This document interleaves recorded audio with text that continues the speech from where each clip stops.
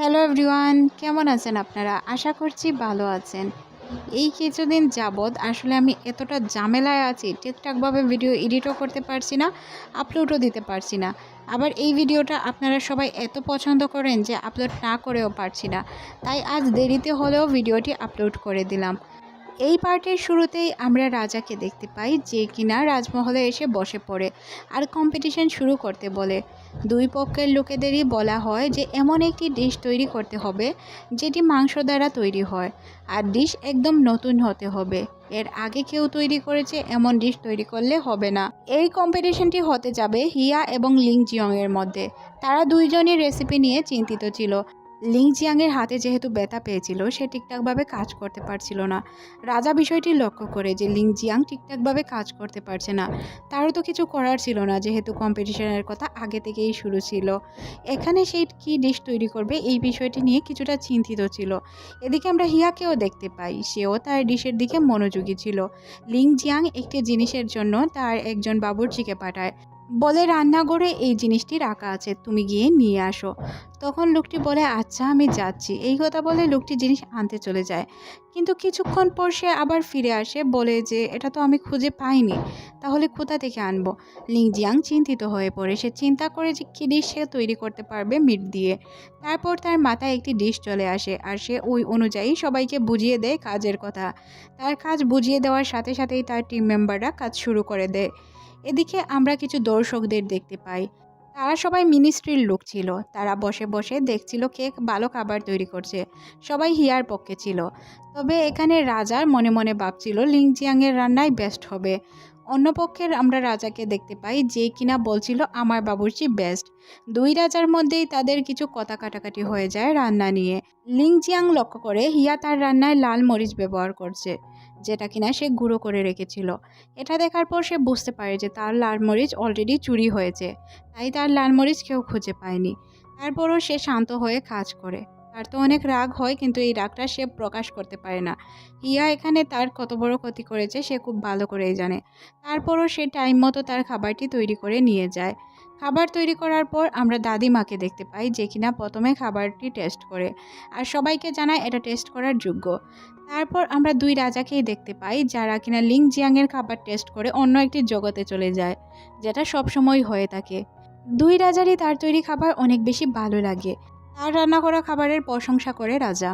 Link জিয়াংকে জিজ্ঞাসা করা হয় খাবারটি তুমি কিভাবে তৈরি করেছো, আর এটা ইউনিক কিনা। তখন সে বলে হ্যাঁ, খাবারটি অনেক ইউনিক, কারণ এটা আমি একবারই তৈরি করেছিলাম, তাও আমার দাদিমার জন্য।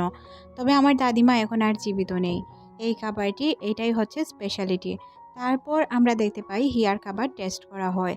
হিয়ার খাবারের টেস্ট অনেক ভালো ছিল। সে যেহেতু মরিচ ইউজ করেছে, তাই তার খাবারটি একটু জাল জাল ছিল। লিংজিয়াং বিষয়টি বুঝতে পারে, কিন্তু এখানে সবার নাম্বার দেওয়ার পালা ছিল। দুইজনই দাঁড়িয়েছিল। নাম্বার কে কতটুকু দেবে এটা কিছুক্ষণ পরই প্রকাশিত হবে, তবে নাম্বারটি কি হবে কেউই বুঝতে পারছিল না। তখনই আমরা লিং জিয়াংকে দেখতে পাই, যে কিনা বাধা দিয়ে বলে আমি এই খাবারটি আগে টেস্ট করতে চাই। সবাই জিজ্ঞাসা করে কেন সে খাবার টেস্ট করতে চায়। তখন সে বলে আমি কিছু মরিচ ভাঙিয়ে নিয়ে এসেছিলাম অনেক কষ্ট করে, কিন্তু আমার মরিচ চুরি হয়েছে আর আমার মনে হচ্ছে এটা ওই চুরি করেছে। তখন সে বলে যে এটা হতে পারে না। অন্য পক্ষের রাজা মানতে নারাজ। তবে রাজা জিয়ংহির মনে পড়ে যায় যে সে কিভাবে মরিচগুলো কুটিয়ে নিয়ে এসেছিল, তাই সে ডিশটি চেক করার পারমিশন দিতে চায়। সে পারমিশন দেওয়ার আগেই এখানে ট্যাঙ্ক ডিশটি নিয়ে আসে। তখন ট্যাঙ্কে এই জিনিসটি আনতে দেখে অন্য পক্ষের রাজা তাকে জানায় যে এই ডিশটি আনা তো তোমার জন্য উচিত হয়নি, তুমি এটা কেন নিয়ে এলে। তখন সে বলে এটা আমরা করতে পারি, কারণ কুকদের রান্না কুকরা টেস্ট করতেই পারে, আর আমরা এখানে আমাদের লয়ালিটিটাও প্রমাণ করে নিব। অনেকক্ষণ বোঝানোর পর রাজা রাজি হয়ে যায়, অনুমতি দিয়ে দেয়। ট্যাং লিংজিয়ানের খাবার টেস্ট করে অনেক টেস্ট পায়, তার ভালো লাগে। আর লিংজিয়াং এখানে খাবার টেস্ট করে পুরো মামলা বুঝতে পারে। তখন সে বলে তুমি আমার মরিচ চুরি করে নিয়েছো তাই না, সত্য কথা স্বীকার করে নাও, তোমাকে কেউ কিছু বলবে না। তখন আমরা দেখতে পাই ট্যাং তাকে জিজ্ঞাসা করে সত্যিই কি তুমি এই কাজ করেছো। হিয়া এই বিষয়টা প্রথমে মানতে নারাজ। তখন লিংজিয়াং বলে যে আমি খুব ভালো করে জানি তুমি এটা চুরি করেছো, স্বীকার করে নাও। তখন সে বলে হ্যাঁ আমি এটা চুরি করেছি। বিষয়টা যখন সে স্বীকার করে, ট্যাং বলে তোমার কাছ থেকে হিয়া এটা আমি কখনোই আশা করিনি।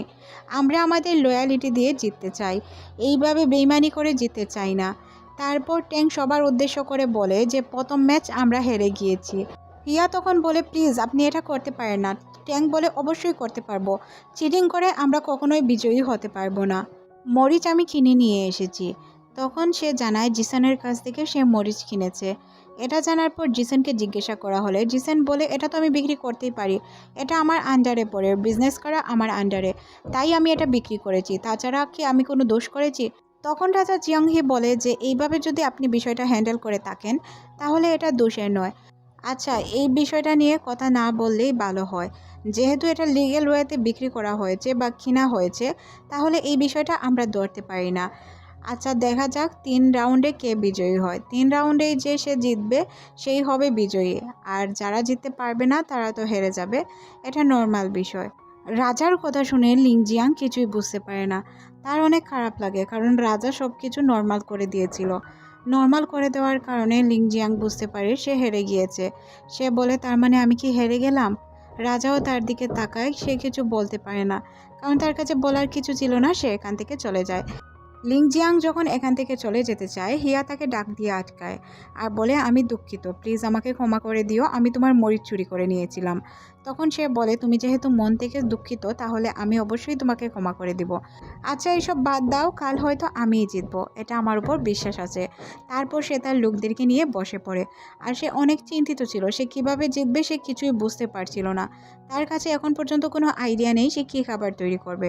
তখনই তার মাথায় একটি পুরনো খাবারের আইডিয়া চলে আসে, যেটা কিনা অনেক বছর আগ থেকে চলে এসেছে, কিন্তু এই খাবারটির এই যুগে অন্ততপক্ষে প্রচলিত নয়। তাই সে এই খাবারটি তৈরি করবে। এদিকে আমরা ট্যাং, হিয়া এবং তাদের টিমকে দেখতে পাই। ট্যাং তাদেরকে জানায় কাল কি তৈরি করবে এই বিষয়ে কি কোনো ধারণা নিয়েছো? তাছাড়াও লিংজিয়াংকে তোমাদের সস্তাভাবে নেওয়া ভালো হয়নি।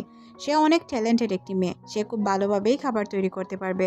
তখন তারা একটি জিনিস দেখায় যেটা আমাদেরকে এখন দেখানো হয় না, এটা দ্বারাই হয়তো তারা খাবার তৈরি করবে। এদিকে আমরা জিসামকে দেখতে পাই, যারা কিনা আজকের কম্পিটিশন নিয়ে কথা বলছিল। তখনই তার কাছে খবর আসে যে রাজা তাকে ডাকছে। তখনই সে রাজার কাছে চলে যায়। রাজা তাকে জিজ্ঞাসা করে আচ্ছা তুমি মরিচ বিক্রি করতে গেলে কেন? তখন সে বলে মরিচ বিক্রি করা ছাড়া আমার কাছে কোনো রাস্তা ছিল না। আমি কি করতাম, আমাদের ব্যবসা বজায় রাখার জন্যই আমি মরিচ বিক্রি করেছি, তাছাড়াও আমার কোনো ইরাদা ছিল না। তখন সে বলে বুঝলাম তুমি মরিচ বিক্রি করেছো, এরপর থেকে এই ঘটনা যাতে আর না ঘটে। এদিকে আমরা মগজুকে দেখতে পাই, যে কিনা একজন রাঁধুনিকে ডেকে নিয়ে আসে, যে কিনা বাবুর্চিদের মধ্যে মোটামুটি একটু প্রতাপশালী ছিল, সে ভালো রান্না করতে পারতো, প্লাস তার কথা অনেকেই মানতো। তাই সে তাকে ব্ল্যাকমেল করে বলে যে তোমাকে এই রান্নায় কালকে হেরে যেতে হবে। লোকটি প্রথমত রাজি হতে চায় না, তারপর সে আর কি করবে, তাকে তো অর্ডার পালন করতেই হবে। তাকে বলে যে তোমার মা কোথায় আছে আমি খুব ভালো করেই জানি, তোমার মাকে সেভ করতে চাইলে, তোমার মাকে যদি সেভ করতে চাও তাহলে কাল কুকিং কম্পিটিশন তোমাকে হারতেই হবে। তখন সে বাধ্য হয়ে আর কিছুই বলতে পারে না, এখান থেকে চলে যায়। এদিকে আমরা দেখতে পাই সেকেন্ড রাউন্ডের সময় হয়েছে, সবাই সবার মতো প্রস্তুত হয়েছে, সবাই জায়গা মতো পৌঁছে গিয়েছে। আজকের খাবারগুলো তারা তাদের ইচ্ছে মতো তৈরি করতে পারবে। এখানে আমরা হিয়াকে দেখতে পাই, সে অনেক বড় একটি ফুল নিয়ে এসেছিল। এই ফুল দিয়ে তারা কি তৈরি করবে এটা কেউই এখানে বুঝতে পারে না। এদিকে আমরা তো খুব ভালো করেই জানি লিংজিয়াং মাংসের একটি ডিশ তৈরি করবে, তাই সে মিটটিকে সবাইকে কাটতে বলে। লিংজিয়াং এর হাতে ব্যথা ছিল, সে তাই মিট কাটতে পারবে না, মিকজুকে ডাকে মিট কাটার জন্য। তবে এখানে আমরা তো জানি মিকজুকে অলরেডি ব্ল্যাকমেল করে রেখেছিল মগজু, সে কি করবে কিছুই বুঝতে পারে না। প্রথমে সে ঠিকঠাকভাবে মিটটি কাটে, যখনই মগজুর কর্মচারীকে দেখতে পায় তখন সে ঠিকঠাকভাবে কাটে না। সে ঠিকঠাকভাবে না কাটতেও চায় না, কারণ এটা তার পক্ষে সম্ভব ছিল না। সে কম্পিটিশনে কাউকে হারাবে এটা সে চায় না, তাই সে নিজেকেই আঘাত করে ব্যথা দিয়ে দেয়, যার কারণে তাকে কম্পিটিশন থেকে বাহিরে বের করে দেওয়া হয়। লিংজিয়াং মিটটি কাটার অনেক চেষ্টা করে, হাতে ব্যথা থাকার কারণে কাটতে পারে না। বিপরীত পক্ষের যে রাজা ছিল সে হাসতে শুরু করে। তারপর আমরা দেখতে পাই তখনই এখানে গামগিলকে ডাকা হয় আর বলা হয় গামগিল এই কাজটি করতে পারবে, কারণ আমরা জানি যে গামগিলকে হয়তো সে এইটা শিখিয়ে রেখেছিল। তখন গামগিল বলে আমার উপর একটু ভরসা করেই দেখো। এখানে আমরা দেখতে পাই যে মকসু তাকে সব কিছু শিখিয়ে রেখেছিল, যাতে সে ঠিকঠাকভাবে সব কিছু করতে পারে। সে ঠিকঠাকভাবে মিটটা কাটতে পেরেছিল, আর এটা দেখে আমরা বুঝতে পারি লিংজিয়াংয়ের সাথে মকসুর আগে কথা হয়েছিল।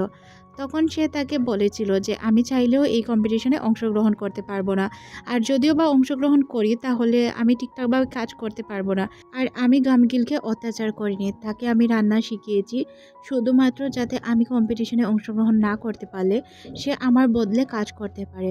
তখন সে বলে, তোমাকে কে অত্যাচার করছে? তখন তার মাথায় হয় মকজু হয়তো তাকে অত্যাচার করছে। তাই তখন সে তাকে বলে, মকজু কি তোমাকে অত্যাচার করছে? লিং জিয়াং খুব ভালোভাবেই বুঝতে পারে যে মকজু এইসব করেছে। তাই সে মুচকি হাসতে শুরু করে। তাদের দুই পক্ষের খাবার তৈরি হয়ে যায়। ট্যাং খাবার পরিবেশন করলে খাবারটি এতটাই টেস্টি হয় যে তারা ওই শাপলা ফুলের দুনিয়ায় চলে যায় আর জিজ্ঞাসা করে, এই ডিশটি আপনি কোথায় পেলেন, কিভাবে তৈরি করলেন? ট্যাং তখন জানায় যে আজ থেকে 10 বছর আগে আমি একটি জায়গায় গিয়েছিলাম। আমি ঘায়েল অবস্থায় ছিলাম। একজন লোক আমাকে তার বাসায় নিয়ে যায়। তারপর আমাকে তারা একটি স্যুপ তৈরি করে খাওয়ায়। আর এই স্যুপটি এতটাই টেস্টি ছিল যে আমি পুরোটা খেয়ে নিই। তারপর ওনাকে জিজ্ঞাসা করলে উনি আমাকে রেসিপি দিয়ে দেয়। তারপর থেকেই আমি এই স্যুপটি ভালোভাবে তৈরি করতে পারি। তারপর আসে লিং জিয়াংয়ের পালা। লিং জিয়াং এখন তার খাবার পরিবেশন করবে। লিং জিয়াংয়ের খাবার টেস্ট করার সব সময়ের মতোই তারা বিভিন্ন দুনিয়ায় পৌঁছে যায়, যেমনটা আগেও তাদের সাথে ঘটেছিল। লিং জিয়াংকে তারা জিজ্ঞাসা করে, লিং জিয়াং বলে সে কিভাবে এই ডিশ তৈরি করেছে। তারপর তারা তাদের মার্ক দিতে শুরু করে। রাজা অন্য রাজ্যের কুককে নাম্বার দেয়। এখানে আমরা দেখতে পাই নাম্বার তো পুরো উল্টো হয়ে যায়। এই রাজ্যের রাজা তো মার্ক 8 দিয়ে দেয়, কিন্তু ওই রাজ্যের রাজা যে কোন ছিল, রাজা কোন এত নাম্বার দেয় না, লিং জিয়নকে সে 1 নাম্বার দেয়। এটা দেখে তারা বুঝতে পারে এটা অন্যায় হচ্ছে। এখানে থাকা সবাই তো হাসতে শুরু করে, কিন্তু এখানে একমাত্র রাজাই বুঝতে পারছিল যে ঘটনা উল্টো ঘটেছে। তখন রাজা ওঠে আর বলে, এটা তো আমাদের সাথে করা ঠিক হয়নি, কারণ আপনি খুব ভালো করেই জানেন লিং জিয়নের খাবারের টেস্ট কতটুকু, আর আপনি যেই নাম্বারটা দিয়েছেন এটা কি কখনো যায়? আপনি এখানে চিট করেছেন। তাই আমি আপনাকে বলবো যে এই কম্পিটিশনের এই রাউন্ডটি আমি মানি না। তখন রাজা কোন বলে, তাহলে এখন কি করা উচিত? তখন আমরা রাজাকে দেখতে পাই যে কিনা বলে যে প্রত্যেকেই প্রত্যেকের খাবার টেস্ট করে তাদের নিজেদের নাম্বার দিবে। লিং জিয়ং বলে, রাজা এটা কি বলে ফেললো? নিজেদের খাবারের টেস্ট করে নিজেরা কি কখনো নাম্বার দিতে পারবে? তখন সবাই সবার খাবার টেস্ট করে। লিং জিয়নকে সামনে ডাকা হয়। লিং জিয়ন বলে, আমরা সবাই অনেক কষ্ট করে খাবারগুলো তৈরি করি, আমাদের ঘাম রক্ত সব কিছু জড়ে এই খাবারের পিছনে, তাহলে আমরা কিভাবে আমাদের খাবারকে নাম্বার দিতে পারবো? তখন রাজা ওই রাজ্যের যে কুক ছিল তাকে ডাকে আর তাকেও সেম প্রশ্ন করে। তখন ওই কুকটি বলে যে সেম উত্তর আমিও দিতে চাই, কারণ আমরা অনেক কষ্ট করে খাবার তৈরি করি, তাই আমরা আমাদের খাবারকে নাম্বার দিতে পারবো না। রাজা তখন ওই রাজ্যের রাজা খুনকে বলে যে এখন আপনি কি করতে চান? ম্যাচ তো ড্র হলো, দুজনের উত্তরই সেম, তাই আমি বলবো যে জিত কারোই হয়নি। তখন রাজা খুন বলে, আচ্ছা ভালোই হলো, এখন যদি নেক্সটটায় ড্র হয়ে যায় তাহলে আমাদের জিত হবে। লিং জিয়ং বলে, আচ্ছা দেখা যাবে, কাল সকালেই থার্ড রাউন্ড হতে যায়। দুই রাজা চলে যাওয়ার পর দুই কুকের ভিতর কথা হয়। এখানে একে অপরকে বলে, জিতেছি আমরা। তখন লিং জিয়ং বলে, হ্যাঁ আপনারা যদি মনে করেন আপনারা জিতেছেন এটা আপনাদের বোকামি, আমি কিছু বলবো না। কাল থার্ড রাউন্ডেই বোঝা যাবে কে জিতলো কে হারলো। আমি তো জিতবো এটা 100%। ওই কুকটিও বলে যে আমি জিতবো এটাও 100%। এদিকে সব কুকেরা তাকে জিজ্ঞাসা করছিল কি বিষয় নিয়ে আপনাদের মধ্যে কথা হচ্ছিল। তখন সে বলে, তেমন কিছু না, জাস্ট কুকিং নিয়েই কথা হচ্ছিল। তখনই এখানে ইয়ন চলে আসে আর বলে, আপনাকে রাজা লিওন ডাকছে। তখন সে রাজা লিওনের কাছে চলে যায়। লি তাকে 1 কাপ চা খেতে দেয় আর বলে যে এই চাটি খাও, আশা করি তোমার অনেক ভালো লাগবে। তখন সে বলে, এই চায়ের স্পেশালিটি কি? তখন সে বলে, তুমি দেখো। তারপর সে দেখতে পায় চায়ের ভিতর চাঁদের মতো কিছু আছে। তখন সে বলে, এটাকে ধরা যাবে? তখন সে বলে, না এটা ধরা যাবে না, তুমি টেস্ট করার পর বুঝতে পারবে। লিং জিয়ং টেস্ট করে আর বলে, চাটা অনেক ভালো, আমি আমার মোটিভ পেয়ে গিয়েছি। তখন সে বলে, হ্যাঁ এই জন্যই আমি তোমাকে চাটি পান করতে দিয়েছি। আশা করি এখন তুমি বুঝতে পেরেছো তোমাকে কি করতে হবে। এখন ঘটনা হচ্ছে তোমার হাতে তো ব্যথা, তুমি কি ঠিকঠাকভাবে কাজ করতে পারবে? তখন সে বলে, হ্যাঁ আপনি আমার উপর বিশ্বাস রাখতে পারেন, আমি ঠিকঠাকভাবে কাজ করে দিব, আর সবচেয়ে বড় কথা হচ্ছে কম্পিটিশন আমি জিতব। তখন সে বলে, আমি খুব ভালো করেই জানি তুমি কনফিডেন্ট, কিন্তু ঘটনা হচ্ছে যে তোমাকে জিতে দেখাতেই হবে, কারণ তুমি যদি না চাও যে এই কম্পিটিশন তুমি করবে না তাহলে আমি এটা ক্যান্সেল করে দিব, কারণ তোমার শরীরটাই আগে। তখন সে বলে, না এই বিষয়গুলো নিয়ে আপনাকে চিন্তা করতে হবে না, আমি পারবো, সব কিছু আমি ম্যানেজ করে নিব। চা খেতে গিয়ে তার হাতে চা পড়ে যায়। চা খেতে গিয়ে তার হাতে চা পড়ে যায়। তখন রাজা লি বলে যে চাটা তোমার হাতে পড়ে গেল, এতে তো তোমার অনেক ব্যথা লেগেছে। তুমি নিজেকে সবসময় সাবধানে রাখবে, কারণ তুমি যখন ব্যথা পাও তার চেয়ে 3 ডাবল ব্যথা আমার হয়। এই কথা বলে রাজা নিজেই চুপ হয়ে যায়। রাজা তার লোকেদের বলে যে ডাক্তার ডাকো, ওর ট্রিটমেন্ট করতে হবে। তখন আমরা দেখতে পাই একজন চিকিৎসক চলে আসে আর তার হাতে মলম লাগায়। এদিকে আমরা মকঝুকে দেখতে পাই। যখন জানতে পারে যে কেউ জিতেনি, সব কিছু সমান সমান, তখন সে অনেক বেশি চেতে যায় আর ওই লোকটিকে বকাঝকা করতে শুরু করে, যেই লোকটিকে সে সাপোর্টের জন্য এনেছিল, কিন্তু ওই লোকটি তাকে সাপোর্ট করেনি। অন্যদিকে আমাদের ওই কুকগুলোকে দেখানো হয় যারা তাদের খাবারের প্রিপারেশন করছিল। তারা একটি ভিন্ন জিনিস দিয়ে স্যুপ তৈরি করবে, এই বিষয়গুলোই দেখছিল। এদিকে আমরা লিং জিয়ংকে দেখতে পাই। ওই দিন যে সে একটি শিকড় খুঁজে পেয়েছিল, ওই শিকড়টি দিয়েই মূলত সে কাল স্যুপ তৈরি করবে, এই বিষয় নিয়েই কথা বলছিল। কম্পিটিশন শুরু হয়ে যায়। কম্পিটিশনের এই রাউন্ডে আমরা দেখতে পাই যে ওই যে দলের লোকজন ছিল তারা একটি ভিন্ন ধরনের জিনিস নিয়ে আসে। এটা দেখে রাজা অবাক হয়ে যায়। তখন রাজা খুনকে জিজ্ঞাসা করলে রাজা খুন বলে এই জিনিসের উপকারিতা বা এই জিনিস কিসে ব্যবহৃত হয়। তখন তারা বুঝতে পারে। এদিকে আমরা লিং জিয়ংকে দেখতে পাই, সে তার কুকদেরকে সব কিছু সুন্দর করে বুঝিয়ে বলে দেয়। তখন তার কুকেরা বলে যদি প্রেশার কুকার না আসে তাহলে আমরা কি করব। তখন সে বলে প্রেশার কুকার যদি না আসে এর জন্য আমার কাছে প্ল্যান বি আছে। সে প্ল্যান বিও সবাইকে সুন্দর করে বুঝিয়ে দেয়। কিন্তু এখানে ঘটনা হচ্ছে, সে আশাবাদী ছিল প্রেশার কুকার আসবে। সে অপেক্ষায় ছিল যে কখন প্রেশার কুকার নিয়ে ওই লোকটি আসবে, কিন্তু তার মনে মনে একটি কষ্ট ছিল, যদি সে না আসে তাহলে সে কি করবে। তখনই আমরা দেখতে পাই তার মনের কথা ঠিকঠাক হয়ে যায়। ওই লোকটি চলে এসেছিল। সে তার গাড়ি নিয়ে যখন রাজ্যের সামনে দাঁড়ায়, তখন এখানে থাকা কিছু লোকজন তাকে আটকায়। তখনই লিং জিয়ংয়ের যে বডিগার্ড ছিল সে চলে আসে। আর এখানে লিং জিয়ং তো তাকে দেখে মহাখুশি হয়। তখন রাজা খুন জিজ্ঞাসা করে উনিকে। তখন রাজা বলে যে উনি হচ্ছেন একজন মেকানিক, যিনি যে কোনো জিনিস তৈরি করতে পারেন। উনি আমাদের জন্য প্রেশার কুকার তৈরি করেছেন, যেটা আমাদের এই ম্যাচে কাজে লাগবে। তখন সে বুঝতে পারে না আসলে প্রেশার কুকার বিষয়টি কী। ওই লোকটি তাকে ওই প্রেশার কুকারের ঢাকনা দিয়ে দেয় আর বলে আমার বিশ্বাস তুমি জিতবে। বিপরীত দিকের কুক হিয়া অলরেডি খাবার তৈরি শুরু করে দিয়েছিল। লিং জিয়ং তার সব উপকরণ ওই প্রেশার কুকারে রেখে প্রেশার কুকারের ঢাকনা বন্ধ করে দেয়। কিছুক্ষণ পরই সিটি দিতে শুরু করে। ওই রাজ্যের রাজা তো ভয় পেয়ে যায় আর জিজ্ঞাসা করে এটা কি, এখানে কি কোনো বিস্ফোরণ হবে। তখন লিং জিয়ং বলে যে না, এখানে কোনো বিস্ফোরণ তো হবে না। এখানে লিং জিয়ং খুব ভালো করেই জানে ঘটনা কী, সে ঠিকঠাকভাবে সব কিছু ম্যানেজ করে নেবে। 2 কম্পিটিশনে কুকেরই খাবার তৈরি করা হয়েছিল। তারা খাবারগুলো পরিবেশন করবে। বলা হয় লিং জিয়নের স্যুপটি আগে যাতে পরিবেশন করা হয়। লিং জিয়নের স্যুপটি আগে পরিবেশন করা হলে তারা খাওয়ার পর এমন ফিল করে যে তারা অন্য রাজ্যে চলে গিয়েছে, যেটা প্রতিবারই হয়, এটা নতুন কিছু না। তারপর তারা আবারও ফিরে আসে আর বলে খাবার অনেক টেস্টি। তারপর তারা রাজের খুনের যে বাবুর্চি আছে ওই বাবুর্চির খাবার টেস্ট করে। এবারও তারা অন্য রাজ্যে চলে যায়। তখন রাজা বলে যে খাবারের টেস্ট অনেক ভালো। রাজা খুন বলেছিলাম না যে আমাদের কুকের খাবারের টেস্ট অনেক ভালো হবে, এটা আমি খুব ভালো করেই জানি। তখন সে বলে আমি অনেস্টির সাথে নাম্বার দিব। রাজা বলে আমি চাই এবারও যাতে কুকরা নাম্বার দেয়। এটা শুনে আমরা দেখতে পাই সব কুকেরাই মোটামুটি খাবার টেস্ট করতে শুরু করে দিয়েছে। সবাই খাবার টেস্ট করলেও একজন কুক খাবার টেস্ট করছিল না, যে ছিল কুক কং। সে কখনোই খাবার টেস্ট করতো না। তখন লিং জিয়ং জিজ্ঞাসা করে উনি কেন খাবার টেস্ট করছেন না। তখন সে জানায় যে উনি কখনোই খাবার টেস্ট করেন না, উনি শুধু খাবার তৈরি করে সবাইকে খাওয়ান। তখন সে বোঝে যে এটা একটি রোগ। তখন সে বলে ও বুঝতে পেরেছি, ওনার এই প্রবলেম না তো। তখন সে বলে এই বিষয়ে তো আমি জানি না, তবে এই প্রবলেমটি কী। তারপর আমরা লিং জিয়ংকে দেখতে পাই যে কিনা খাবারে কিছু একটি মিশিয়ে নিয়ে আসে আর বলে যে এখন উনি খাবার টেস্ট করতে পারবেন। রাজা যখন রাজাকে জিজ্ঞাসা করে, রাজা খুন বলে হ্যাঁ, এটা অনেক দিন যাবতই চলে আসছে, উনি কখনোই নিজে খাবার টেস্ট করেন না। তখন রাজা বুঝতে পারে না যে এখন নাম্বার কিভাবে দেওয়া হবে। তখন রাজা খুন বলে তাহলে বিজয়ী আমাদেরকে ঘোষণা করে দিন, তাহলেই তো হয়ে যায়, এত পেঁচাচ্ছেন কেন বিষয়টা। তখন আমরা লিং জিয়ংকে দেখতে পাই যে কিনা খাবারে অন্য কিছু একটি মিশিয়ে তার সামনে নিয়ে যায় আর তাকে খাবারটি টেস্ট করে দেখতে বলে।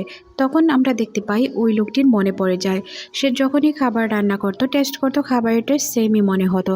তারপর থেকে সে চিন্তা করে আর সে খাবার খাবে না। তখন তার দাদি তাকে একটি স্যুপ তৈরি করে দিয়েছিল। এই খাবারটি খাওয়ার পর সে বুঝতে পারে এটি অনেক টেস্টি। তারপর সে চিন্তা করে এখন খাবার টেস্ট করবে। খাবার টেস্ট করার পর বলে আমি হেরে গিয়েছি, এই খাবারের মতো টেস্ট আর কখনোই হতে পারে না। এই খাবারটি আমাকে আমার ছোটোবেলার কথা মনে পড়িয়ে দিয়েছে, যখন আমি আমার দাদির হাতের রান্না খেতাম। এখানে বিজয়ী লিংজিয়ং। তখন আমরা দেখতে পাই তাদের নাম্বার কাউন্ট করা হয়। আসলে এখানে বিজয়ী ছিল লিংজিয়ং। লিংজিয়ং তো মহাখুশি, কারণ সে বিজয়ী। রাজা কোন বলে, আচ্ছা আপনি বিজয়ী, সমস্যা নেই, আমি মেনে নিলাম। তবে আমি আপনার রাজ্য থেকে কিছু নেই বা না নেই, একটি জিনিস আমি অবশ্যই নিয়ে যাব। সে লিংজিয়ংয়ের উদ্দেশ্যে হাত বাড়ায় আর সবাইকে বলে লিংজিয়ংকে ধরতে। লিংজিয়ং তো মহা ভয় পেয়ে যায়, কারণ এখানে ভয় পাওয়ার কথাই ছিল। লিংজিয়ংকে অন্য রাজ্যে নিয়ে যাওয়া হবে। মেয়েটি টাইম ট্রাভেল করে এই রাজ্যে এসেই এমনিতে অনেক প্রবলেমে আছে, এখন অন্য রাজ্যে চলে যাবে। এখানে আমরা দেখতে পাই ওই রাজ্যের রাজা খুনকে এই রাজ্যের রাজা মেরে দেয় আর তার নাক দিয়ে রক্ত ঝরতে শুরু করে। তখনই এখানে দাদি চলে আসে আর দাদিকে দেখে সবাই একদম চুপচাপ হয়ে যায়, মারামারি বন্ধ করে ফেলে। তারপর দাদি এসে রাজাকে একদম বকাচকা করে। বকাচকা করার পর সে ওই রাজার হাতে, বলতে রাজা খুনের হাতে একটি চিঠি দিয়ে দেয়। চিঠিটি লিখেছিল তার সেকেন্ড ওয়াইফ, যাকে কিনা সে অনেক বেশি ভালোবাসতো। আর সে লিখেছিল, এই মামলা আমি সমাধান করে নিব, তুমি এই মামলার বিরুদ্ধে কথা বলবে না। এই কথা বলে রাজাকে একটি চিঠি লিখেছিল। আসলে দাদি আগে মূলত এই চিঠিটি লিখে রেখেছিল, তারপর তার মাধ্যমে এই চিঠিটি আনিয়ে দিয়েছে। চিঠি পড়ার পর সে হতভম্ব, কারণ তার ওয়াইফকে সে অনেক বেশি ভয় পেত, প্লাস ভালোবাসত। তারপর সে বলে যে আচ্ছা, আমি এখানে আপনাদের কাছে ক্ষমা চাচ্ছি, আমি আর কখনোই এই ভুল করব না, চলো চলো চলো। সে সবাইকে নিয়ে এখান থেকে চলে যেতে চায়। তখন দাদিমা বলে, আচ্ছা আপনি চলে যাবেন, নো প্রবলেম, তবে ঘটনা হচ্ছে এখান থেকে আপনি কিছুই নিয়ে যেতে পারবেন না। তখন সে এই কথায়ও রাজি হয়ে চলে যায়। রাজাকে দাদি অনেক বকাঝকা করে। এদিকে আমরা মকচুকে দেখতে পাই, যে কিনা হয়তো নতুন একটি প্ল্যান করছিল। তার যে একজন গার্ড বা মেট আছে জুয়ন, সে সব কিছু শুনে ফেলেছিল সে কি তৈরি করবে রাজার জন্য, আর সে কীভাবে কি তৈরি করবে সব কিছু শোনার পর ওই মেয়েটি গিয়ে তাকে সব কিছু বলে দেয়। এখানে আমরা দেখতে পাই সে জিসানকে কিছু বিষ দিয়ে দেয় আর বলে, এই বিষগুলো তুমি মিশিয়ে দিবে, তাহলেই হয়ে যাবে, রাজার খেল খতম।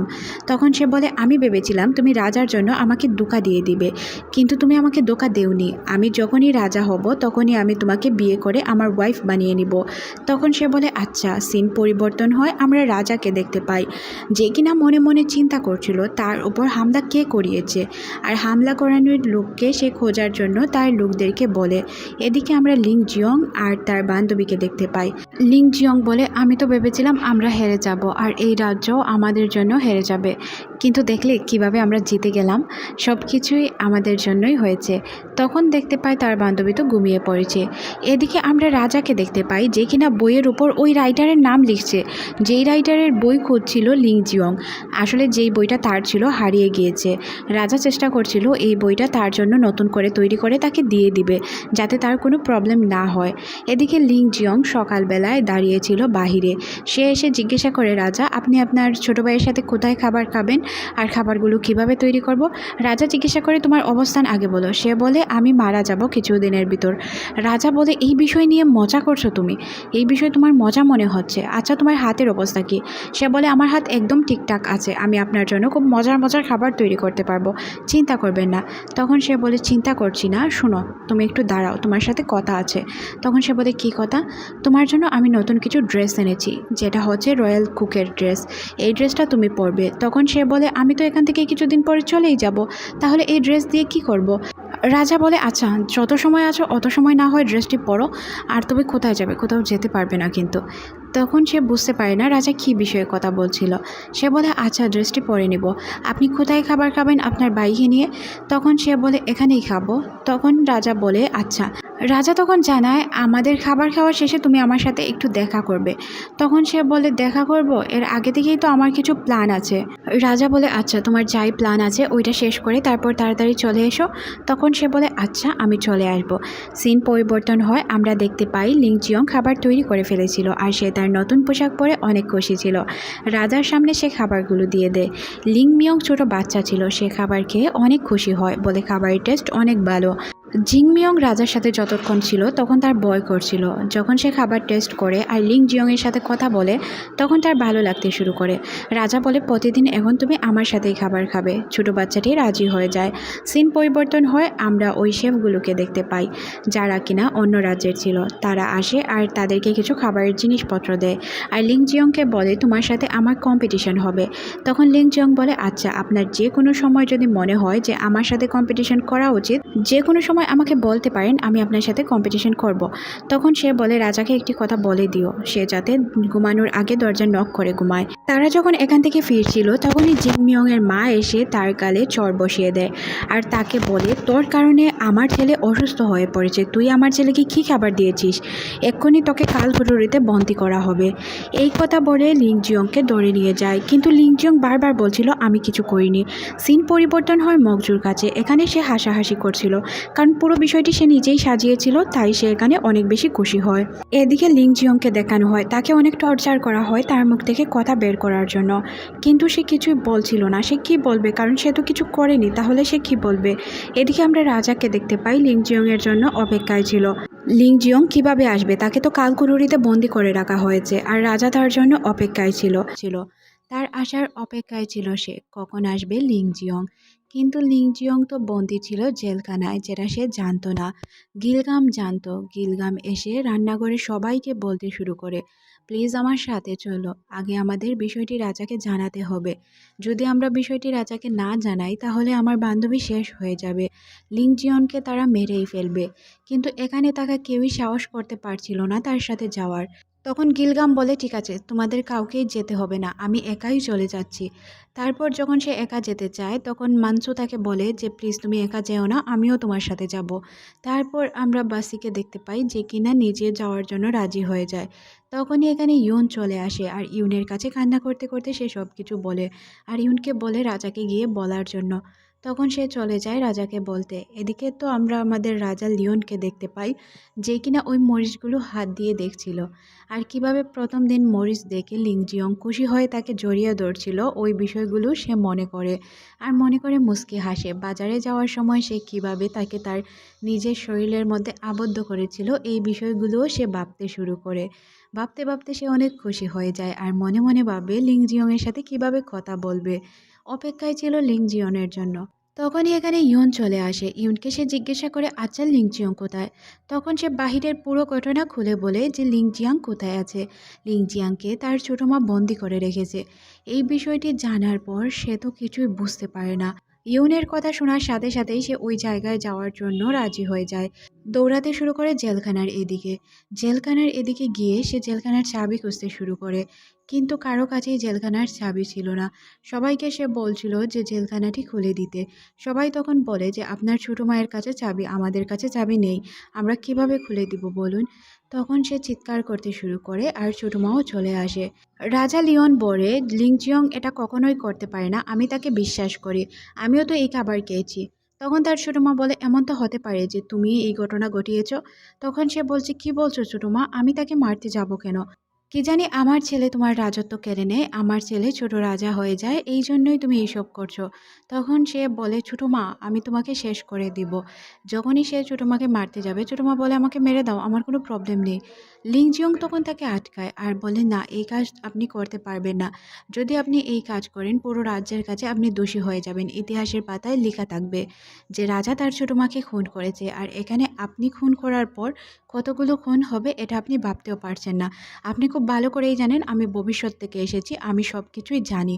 অতীত সম্পর্কে যেহেতু আমি জানি, তাই প্লিজ আপনার কাছে অনুরোধ রইল, আপনি আপনার ছোটো মাকে মারবেন না। ছোটো মাকে মারলেই এখানে প্রবলেম ক্রিয়েট হবে, আমরা সবাই এখানে মারা যাব। তারপর সে তরোয়াল ফেলে দেয় আর সিদ্ধান্ত নেয় ছোটো মাকে মারবে না। লিং জিয়ংয়ের কথায় সে রাজি হয়ে যায়। লিং জিয়ং তাকে বলে যে তুমি আমাকে বাঁচানোর চেষ্টা করো, তুমি তো জানো যে আমি কিছু করিনি, তাহলে আমাকে সেভ করার জন্য যা যা করা লাগে ওই সব করো। রাজা সত্য প্রমাণ করার আগ পর্যন্ত তার ছোট মার কাছ থেকে সময় নেয়। তার ছোট মা সময় দিয়ে দেয়, বলে কিন্তু আমার ছেলের কিছু হলে তোমাকে ছাড়বো না। এই কথা বলে সে এখান থেকে চলে যায়। তারপর আমরা রাজা লিওনকে দেখতে পাই যে কিনা লিং জিয়ংয়ের কাছে আসে আর তাকে বলে যে তুমি নিজেকে শক্ত করে রাখো, আমার বিশ্বাস তুমি কিছু করনি। তখন সে বলে আপনি চিন্তা করবেন না, আমার কিছুই হয়নি। পরের সিনে আমরা মিনিস্টারকে দেখতে পাই যে কিনা দাদিমায়ের কাছে ছিল।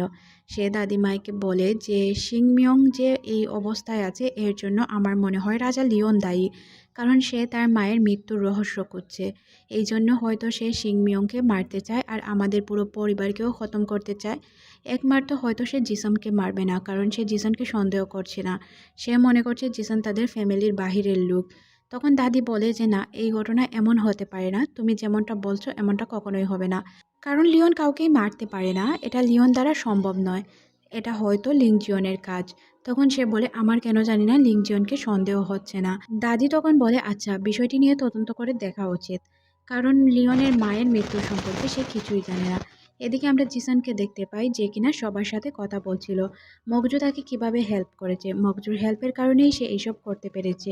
তখন এখানে থাকা কিছু লোক তাকে বলে যে ওই লোকটিকেও মারলে পারতে। তখন জিসান বলে না, তার প্রয়োজন আছে, সে অনেক ভালো রোল প্লে করে আমাদের এই টিমে, তাই তাকে মারা যাবে না। আগে আমরা সব কিছু শেষ করে দিই, রাজাকে শেষ করে দিই, পরে চিন্তা করব কি করা যায়। তখন সে প্ল্যান বানায় কিভাবে রাজাকে খতম করা যায়। তাদের প্ল্যান অনুযায়ী তারা কাজ করছিল। কিভাবে কি করছিল এটা আমাদের এখন বলা হয় না। সিন পরিবর্তন হয় রাজার কাছে। খাবার খাওয়ার আগে সিংমিয়ং কোথায় গিয়েছিল এই তথ্যটা তাকে দেওয়ার জন্য তার সৈন্যদের সে বলে। এদিকে লিং জিয়ং জেলখানায় বসে বসে চাঁদ দেখছিল, এছাড়া তো তার আর কিছু কাজ ছিল না। এদিকে লিং মিয়ং এর মায়ের অবস্থাও খুব খারাপ ছিল, সে তার ছেলের জন্য কান্না করছিল। খাবার টেস্ট করা হয় কিন্তু খাবারে কোনো প্রবলেম ছিল না। ফিজিশিয়ান যখন খাবার টেস্ট করে তখন জানায় যে খাবারে তো কোনো প্রবলেম নেই, যদি ছেলেটির কোনো খাবারে অ্যালার্জি থেকে থাকে তাহলেই প্রবলেম হতে পারে। তারপর সে চলে যায় এই খাবারগুলো নিয়ে। খাবারগুলো আবারও সে পরীক্ষা করতে চায়।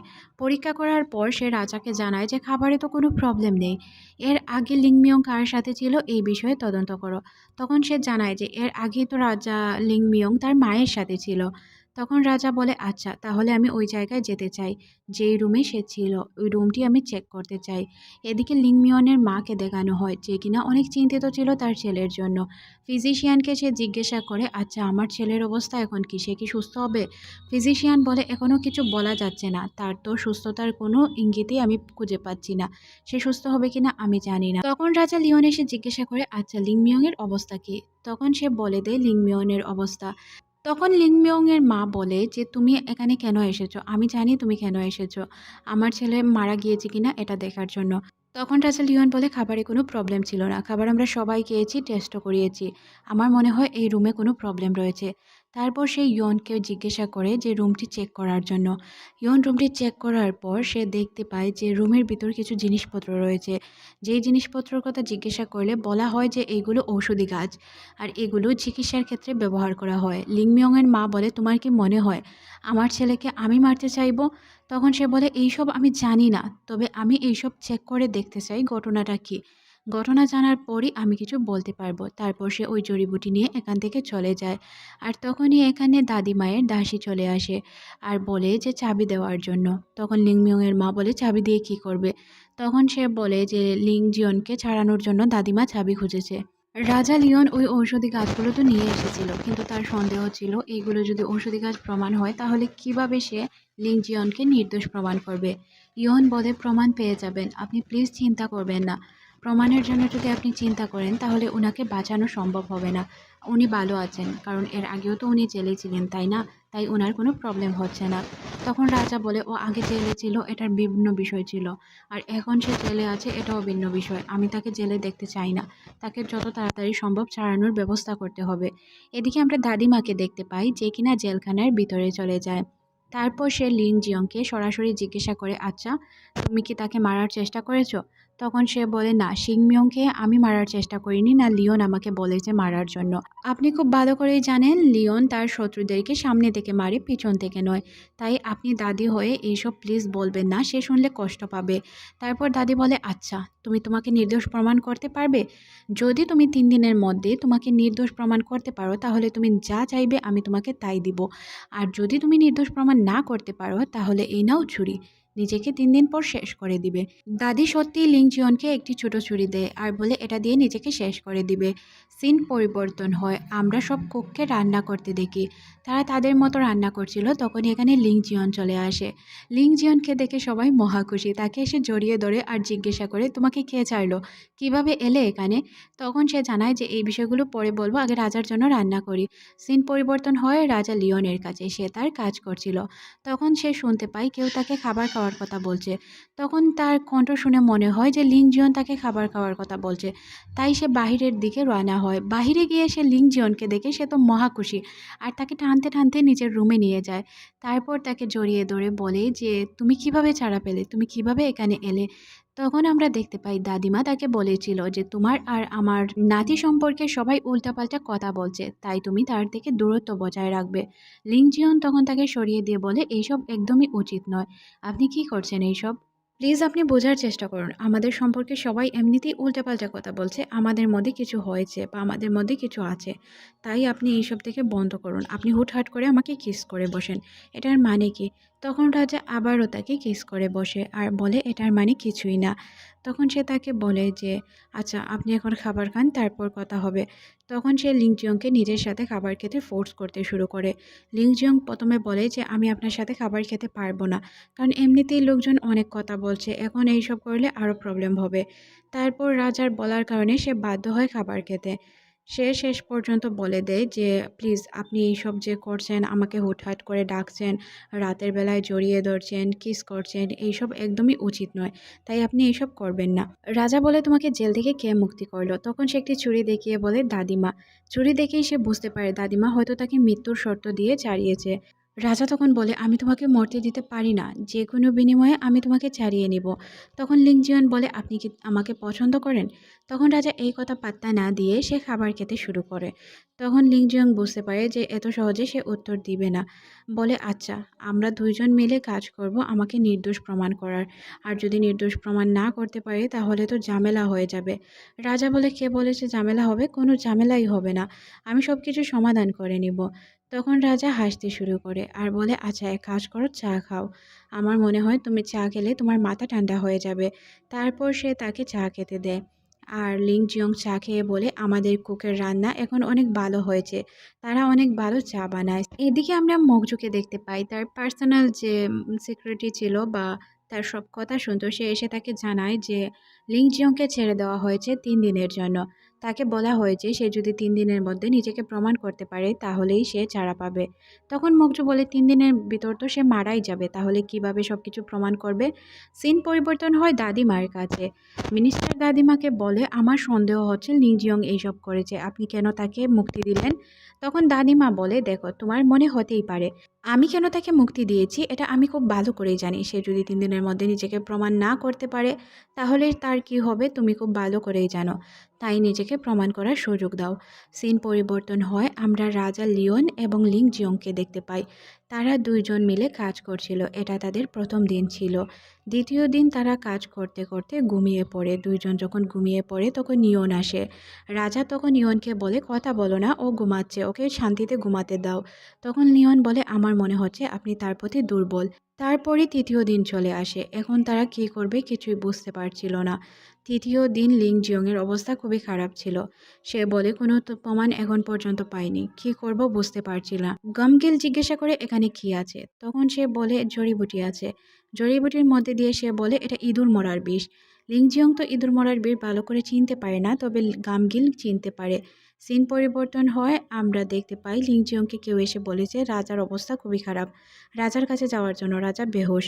তখন সে গিয়ে রাজাকে দেখতে পায়, আসলেই রাজা বেহুশ। রাজাকে জিজ্ঞাসা করে কি হয়েছে? রাজা বলে আমার কিছুই হয়নি, চুপচাপ বসে থাকো, কিছু বলবে না। লিং জিয়ং তখন ওই যে ইঁদুর মরার বিষের কথা বলে, এটা দিয়ে কি মানুষ মারা যায়? তখন সে বলে যে না, এটা দিয়ে তো মানুষ সরাসরি মারা যায় না, তবে এটার সাথে যদি অন্য কোনো জিনিসপত্র মেশানো হয় তাহলে এটা বিষে রূপান্তরিত হয়। আর জিনিসটির নাম সে বলে দিলে লিং জিয়ং ভালোভাবেই বুঝতে পারে যে কেন তার অবস্থা এত খারাপ হলো। তখন সে বলে এটার কি কোনো অ্যান্টিডোট আছে? তখন সে বলে অবশ্যই অ্যান্টিডোট আছে, তবে আমি এটা তৈরি করে দিতে পারবো, কিছুটা সময় লাগবে। লিং জিয়ং বলে তাড়াতাড়ি এটা তৈরি করে দাও যাতে আমরা সিং মিয়ংকে বাঁচাতে পারি। ফিজিশিয়ান তখন বলে আমাকে কিছু সময় দিলে আমি অবশ্যই সব সমস্যার সমাধান করে দিব, আপনাদের বিষয়গুলো নিয়ে চিন্তা করতে হবে না। রাজা বলে আচ্ছা, তোমার যত তাড়াতাড়ি সম্ভব তুমি এই ওষুধটি তৈরি করে ফেলো যাতে আমরা তাড়াতাড়ি আমার বাইকে সুস্থ করতে পারি। তখন লিং জিয়ং বলে চিন্তার কোনো কারণ নেই, এখন সবচেয়ে বড় চিন্তা হচ্ছে নিজেকে নির্দোষ প্রমাণ করা, আমাদের কাছে খুব কম সময় আছে। তখন রাজা লিওন বলে চিন্তার কোনো কারণ নেই, আমি তো সব প্রমাণ পেয়েছি, তাই দাদিমায়ের সাথে কথা বলবো যাতে তোমাকে কিছু না করা হয়। আচ্ছা আমি এখন রেস্ট করি। লিং জিয়ং চলে যেতে চায়, লিওন তাকে জড়িয়ে ধরে বলে কিছুক্ষণ এইভাবে শুয়ে থাকো, আমি একটু ভালো ফিল করছি, তুমি শুয়ে থাকাতে আমার ভালো লাগছে। সিন পরিবর্তন হয়, আমরা জানতে পারি যে তারা সবাই মিলে চলে যায় ওই মেয়েকে খোঁজার জন্য যে কিনা তাকে খাবার দিত বা ওষুধ দিত। তখন তারা জানতে পারে ইয়ন্ট্রন নামের মেয়েটি পালিয়ে গিয়েছে। রাজা তখন তাদেরকে নির্দেশনা দেয় তাড়াতাড়ি তাকে খুঁজে বের করতে, হয়তো তার চিকিৎসকই তাকে মারার চেষ্টা করেছে যাতে আমাদের ফাঁসানো যায়। লিং জিয়ং বলে এটাই হতে পারে, আচ্ছা এখন দেখা যাক কী হয়, দাদিমা কি সত্যিই সব কিছু বুঝতে পারবেন? তখন রাজা লিওন বলে হ্যাঁ অবশ্যই বুঝতে পারবেন, সব কিছুর সমাধান খুব তাড়াতাড়ি হয়ে যাবে। তখন আমরা চুয়ালকে দেখতে পাই যে কিনা মকজুর কাছে আসে আর তাকে জানায় যে আমরা যাকে দিয়ে বিষ দিয়েছিলাম তার সম্পর্কে সবাই জেনে গিয়েছে, এখন কি হবে বুঝতে পারছি না। তখন মকজু তাকে বলে ইয়ন বুকে মেরে দাও, ইয়ন হুকে যদি না মারো তাহলে এখানে প্রবলেম হতে পারে। তাই সে ইয়ন হুকে মারার জন্য চলে যায়। এদিকে আমরা ঘামগিলকে দেখতে পাই যে কিনা আশেপাশেই ছিল, সে কিছু জিনিসপত্র নিয়ে আলোচনা করছিল। এদিকে সৈনিকরা তাকেই খুঁজছিল, হুট করে তার দেখা হয়ে যায় চুয়নের সাথে। চুয়নকে দেখে বলে যে আমি তোমাদের মতো করে কাজ করে দিয়েছি, প্লিজ আমাকে যেতে যাও। তখন চুয়ন বলে অবশ্যই যেতে দিব, কেন যেতে দিব না। এই কথা বলে সে তাকে মারতে শুরু করে। সে যখন তাকে পিন দিয়ে মারতেই যাবে তখনই এখানে গিলগাম চলে আসে আর বলে এতদিন যাবৎ তুমি এইসব করে বেড়াচ্ছ তাই না, তাহলে বলো তুমি কেন তাকে মারতে চাও, আর সবচেয়ে বড় কথা তুমি আমার বোনকে কেন মেরেছিলে। তাদের মধ্যে অনেকক্ষণ যাবৎ ফাইট হতে শুরু করে। গিমগাল বারবার জিজ্ঞাসা করে যে তোমাকে কে এসব করার জন্য অর্ডার দিয়েছিল, তুমি আমাকে খুলে বলো, মকজু বলেছিল? তখন সে বলে না, আমাকে মকজু বলেনি, মকজু কেন বলতে যাবে, আমি খুব ভালো করেই জানি ওই দিন তুমি জঙ্গলে রাজার উপর অ্যাটাক করেছিলে। এখানে আমরা দেখতে পাই ওই দিন যে রাজার উপর অ্যাটাক হয়েছিল সত্যি এটা গিলগাম করেছিল। গিলগাম মনে করতো রাজার জন্য তার বোন মারা গিয়েছে। তখন সে বলে তাহলে তুমি সত্যি কথা বলো, মকজুর জন্য কি আমার বোন মারা গিয়েছে? তখন সে বলে যে না, মকজুর জন্য তোমার বোন মারা যায়নি, তোমার বোন রাজাকে পেতে চেয়েছিল, ওই জন্যই তাকে মরতে হয়েছে, এর পিছনে কারো হাত নেই। তখন সে তাকে মারতে চায় কিন্তু সে আর সোয়ানকে মারতে পারে না, সোয়ান এখান থেকে পালিয়ে চলে যায়। আর সোয়ান পালিয়ে যাওয়ার পর সে চলে আসে ইয়নের কাছে। ইয়ন হুকে সে জিজ্ঞাসা করে আচ্ছা তুমি এখন আমাকে সত্য কথা বলো, আমাকে পুরো ঘটনা খুলে বলো, তোমাকে এইসব করতে কে বলেছে? তখন সে বলে আমাকে এইসব মকজু করতে বলেছে, কিন্তু মকজুর এইসবের পিছনে হাত নেই, মকজুকে কেউ একজন অর্ডার দেয় এইসব করার জন্য। যখনই সে নাম বলতে যাবে তখনই তার উপর তীর ছুঁড়ে আসে আর সে এখানেই মারা যায়। সিন পরিবর্তন হয়, আমরা দেখতে পাই গিলগাম পুরো ঘটনা বুঝতে পারে যে এর পিছনে রহস্য রয়েছে আর এই রহস্য তাদেরকে খুঁজতে হবে। এদিকে আমরা সোয়ানকে দেখতে পাই যে কিনা জেলে বন্দি ছিল। তখন রাজা লিওন এসে তাকে জিজ্ঞাসা করে আচ্ছা তোমাকে এইসব করতে কে বলেছে, মকজু বলেছে? যদি মকজু বলে থাকে তাহলে আমাকে খুলে বলো, আমি সব কিছু ঠিকঠাক করে দেব, তোমাকে কিছুই করব না। তখন তার জান চলে যাওয়ার অবস্থা, কিন্তু সে সত্যটা স্বীকার করতে চায় না, বলে না আমাকে কোনো কিছুই করতে মকজু বলেনি, আমি আমার ইচ্ছেকৃত করেছি। তখন সে বলে আচ্ছা আমি বুঝতে পেরেছি, আমি মকজুর সাথে নিজেই কথা বলে নিব। সে চলে যায় মকজুর সাথে কথা বলার জন্য। মকজুকে জিজ্ঞাসা করলে মকজু একদমই অস্বীকার যায়, সে বলে আমি কিছু করিনি, তোমার যদি মনে হয় আমি কিছু করে থাকি বা আমি করেছি তাহলে তুমি এক কাজ করো, আমার বিরুদ্ধে প্রমাণ নিয়ে আসো, তারপর আমার সাথে কথা বলবে, প্রমাণ ছাড়া তো তুমি আমাকে দোষী প্রমাণ করতে পারো না। তখন রাজা লিওন বলে আমি খুব ভালো করে জানি তুমি কি করতে পারো আর না করতে পারো, প্লিজ তুমি এই বিষয়গুলো নিয়ে আমার সাথে উল্টাপাল্টা আচরণ করবে না। সিন পরিবর্তন হয়, আমরা রাজা লিওনকে দেখতে পাই যে কিনা অসুস্থ ছিল, লিং জিয়ং তার সেবা করছিল। তখন সে তাকে জিজ্ঞাসা করে আচ্ছা তুমি এই জড়িবুটির বিষয়ে কিভাবে জানলে? তখন সে বলে এটা আমাকে ঘামগিল বলেছে, আর ঘামগিল যখন আমার জন্য কিছুদিন আগে কিছু জিনিস আনার জন্য গিয়েছিল যেদিন কুকিং কম্পিটিশন হচ্ছিল।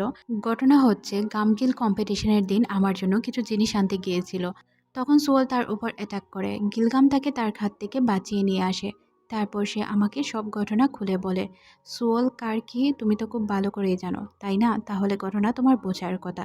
তখনই এখানে চিকিৎসক চলে আসে আর ওই স্যুপটি তাকে খেতে দেয়। তারপর আমরা দেখতে পাই সে একদমই সুস্থ হয়ে যায় আর বলে চলো এটা গিয়ে সিংমিয়ংকে দেওয়া যাক। সিংমিয়ংকে দেওয়ার জন্য চিকিৎসক যেতে চাইলে রাজাও যেতে চায়। তখন লিংজিয়ংও তার সাথে যেতে চায়। তারপর সবাই মিলে তারা চলে যায় সিংমিয়ংয়ের কাছে। সিংমিয়ংকে ওষুধটি খাওয়ানোর পর তার অবস্থা খুবই খারাপ হয়ে যায়। সে ঠিকঠাকভাবে কথাই বলতে পারছিল না। তখন লিংজিয়ং তার প্রবলেম জিজ্ঞাসা করে। তখন চিকিৎসক তাকে জানায় যে তার একটি প্রবলেম হয়েছে, এটা সমাধান করতে হবে। তখন লিংজিয়ং বলে আমি কিছু খাবার তৈরি করে নিয়ে আসছি, ঠিক হয়ে যাবে। তখন তার মা বলে যে না, তুমি কোনো কিছুই করবে না, তুমি আমার ছেলেকে মেরে ফেলবে। দাদি তখন বলে সে অলরেডি নির্দোষ আর সে যদি এখান থেকে পালানোর চেষ্টা করতো অনেক আগেই পালিয়ে যেতে পারতো, তার অনেক সুযোগ ছিল, সে পালায়নি। তার মানে তুমি তার উপর বিশ্বাস রাখতে পারো। তখন রাজাও বলে আচ্ছা তুমি যাও, তুমি গিয়ে ভাইয়ের জন্য স্যুপটি তৈরি করে নিয়ে আসো, আমার বিশ্বাস হয়তো ভাই সুস্থ হয়ে যাবে। সিন পরিবর্তন হয়, সে চলে আসে রান্না করে। তার প্রত্যেক বাবুর্চিকে সে সবকিছু গুছিয়ে বলে কিভাবে কি করতে হবে। সবাই মিলে স্যুপটি তৈরি করে ফেলে আর এই স্যুপটি তার জন্য অনেক উপকারী ছিল। স্যুপটি নিয়ে আসার পর সিংজিয়ংয়ের মা তাকে এটা খেতে দিতে চাচ্ছিল না, বলছিল এটা খেলে আমার ছেলে মারা যেতে পারে। তখন রাজা নিজে জানায় যে আমি স্যুপটি খাবো। তখন লিংজিয়ং বলে তোমাকে খেতে হবে না, আমি স্যুপটি খেয়ে দেখাচ্ছি। রাজা বলে না, আমি স্যুপটি খেয়ে দেখাবো, যদি কোনো প্রবলেম থাকে তাহলে আমিই মারা যাব। এখানে লিংজিয়ংও তার সাথে এইভাবেই জোরাজুরি করতে শুরু করে। দুইজনের জোরাজুরিতে রাজা নিজেই স্যুপটি খেয়ে ফেলে আর স্যুপটি খাওয়ার পর সে বলে আমি এখন অনেক ভালো ফিল করছি, বাইকে এটা খাওয়ানো যেতে পারে। তারপর ওই পিচ্চি ছেলেটিকে এই স্যুপটি খাইয়ে দেওয়া হয়। সিংমিয়ং মোটামুটি ধীরে ধীরে সুস্থ হতে শুরু করে। সিংমিয়ংয়ের সুস্থতায় তার মাও অনেক খুশি হয়ে যায়। তারপর আমরা লিংজিয়ংকে দেখতে পাই, তার অবস্থা খুবই খারাপ ছিল। রাজা তখন জানায় তুমি গিয়ে এখন একটু রেস্ট করো, রাতের বেলায় আমার সাথে দেখা করতে আসো, তোমার সাথে আমার কিছু জরুরি কথা আছে যেগুলো আমি তোমাকে বলতে চাই। লিংজিয়ং বুঝতে পারে না জরুরি কথা কি, সে মনে মনে মুচকি হাসে। সে মনে মনে ভাবতে শুরু করে হয়তো তার বইটি সে খুঁজে পেয়েছে, বইটি তাকে দেওয়ার জন্যই তাকে ডাকছে। এদিকে জিসনের লোকজনের অবস্থা খুবই খারাপ ছিল। তারা বলে আমাদের প্ল্যান সাকসেসফুল হলো না। তখন জিসন বলে আমাদের মগজু অনেক হেল্প করেছে আর তাকে ধোকা দেওয়াটা আমাদের জন্য উচিত হবে না, রাতে এসো তোমাদের সাথে কথা হবে। এদিকে আমরা মগজুকে দেখতে পাই যে কিনা সুয়েলের সাথে দেখা করতে যায়। সুয়েল তখন জানায় যে আমি কোনো কিছুই তাদেরকে বলিনি, প্লিজ আমাকে বিশ্বাস করো। তখন সে বলে আমি জানি তুই কিছু বলিসনি, আমি তোকে বাঁচাতে এসেছি। এই কথা বলে সে তাকে জড়িয়ে ধরে আর তার হাতে থাকা ছুরিটি তার উপর গেঁথে দেয়, যার কারণে এখানে সোয়াল মারা যায়। সোয়াল ভাবতে পারেনি সে এইরকম ঘটনা ঘটাবে। এদিকে আমরা লিং জিয়ংকে দেখতে পাই যে কিনা রাজার জন্য অপেক্ষায় ছিল, রাজা আসবে বলেছে। তখনই এখানে রাজা নতুন ড্রেস আপে চলে আসে। রাজা বলে আজকে আমি ডান্স করব, তুমি দেখবে। তুমি তো সবসময় আমাকে এন্টারটেনমেন্ট করো তাই না, আজ তোমাকে আমি এন্টারটেনমেন্ট না হয় করলাম। তারপর সে একটি মাস্ক পরে ফেলে, মাস্কটি পরে সে ডান্স করতে শুরু করে। সে অনেক সুন্দরভাবে ডান্স করছিল আর তার ডান্স দেখছিল লিংজিয়ং। আর লিংজিয়ংয়ের ওই পুরনো স্মৃতিগুলো মনে পড়তে থাকে যেগুলো তার সাথে প্রথম থেকে ঘটে এসেছে আজকের পর্যন্ত। ঘটনাগুলো ভেবে সে মুচকি হাসে আর রাজার ডান্স দেখতে শুরু করে। এদিকে আমরা জিসমকে দেখতে পাই যে কিনা নতুন একটি লোককে ধরে নিয়ে এসেছে মারার জন্য। আসলে জিসম আনেনি, তার লোকজন এনেছে। জিসম বলে তাকে মারা যাবে না। তখন আমরা একটি বৃদ্ধ মহিলাকে এখানে পড়ে থাকতে দেখি। জিসান বৃদ্ধ মহিলাটিকে দেখিয়ে বলে এ হচ্ছে লিওনের নানি, একে যদি আমরা মেরে ফেলি তাহলে আমাদের লাভ হবে। সে কোনোদিনই জানতে পারবে না কিভাবে কি ঘটলো, তার মাকে কিভাবে খেয়ে মারলো। আর এটা জানতে না পারলে সে আমাদের শেষ করতে পারবে না। আর যদি সে এই বিষয়গুলো জানতে পারে তাহলে আমাদের কি হবে তোমরা খুব ভালো করেই জানো।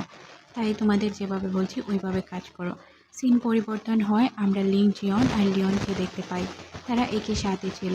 তখন লিংজিয়ন বলে তুমি কি আমার বই নিয়ে এসেছো? তখন সে বলে না, বই তো আনতে পারিনি, তবে আমি তোমার সাথে কিছু কথা বলার জন্য এসেছি। প্রথম যেদিন তোমার সাথে দেখা হয়েছিল তুমি প্রথম আমাকে খাবার রান্না করে খাইয়েছিলে, তখনই আমি বুঝতে পেরেছি যে তুমি ভবিষ্যৎ থেকে এসেছো, কারণ আমাদের যুগের এই রান্না হতেই পারে না। তোমাকে আমি বলতে চাই প্লিজ তুমি আমার সাথে থেকে যাও সারা জীবন আমার মতো হয়ে। আমি তোমাকে এখন আর যেতে দিতে চাই না, আমি তোমাকে ভালোবাসি লিংজিয়ং। আমি তোমাকে আমার জীবন সঙ্গী বানাতে চাই, সারা জীবন তোমার সঙ্গ পেতে চাই, তোমার সাথে থাকতে চাই। তুমি ভবিষ্যতে যাওয়ার কথা কল্পনাও করো না, আমার সাথে থেকে যাও। এই কথা বলে সে তাকে একটি রিং পরিয়ে দেয় আর বলে যে প্রতিদিন তুমি আমার জন্য নতুন নতুন রান্না করে আমাকে খাওয়াবে। তুমি কি রাজি? এই কথা বলেই সে লিংজিয়ংকে কিস করে বসে। তাকে একটি আংটি দিয়ে সে বলে, আমি তোমার সাথে সারা জীবন থাকতে চাই। তুমি কি আমার সাথে সারা জীবন থাকবে? আমি তোমাকে সারা জীবন রান্না করে খাওয়াবো। সকালবেলায় তুমি উঠেই দেখতে পারবে আমি তোমার জন্য মজার মজার রান্না করে রেখেছি।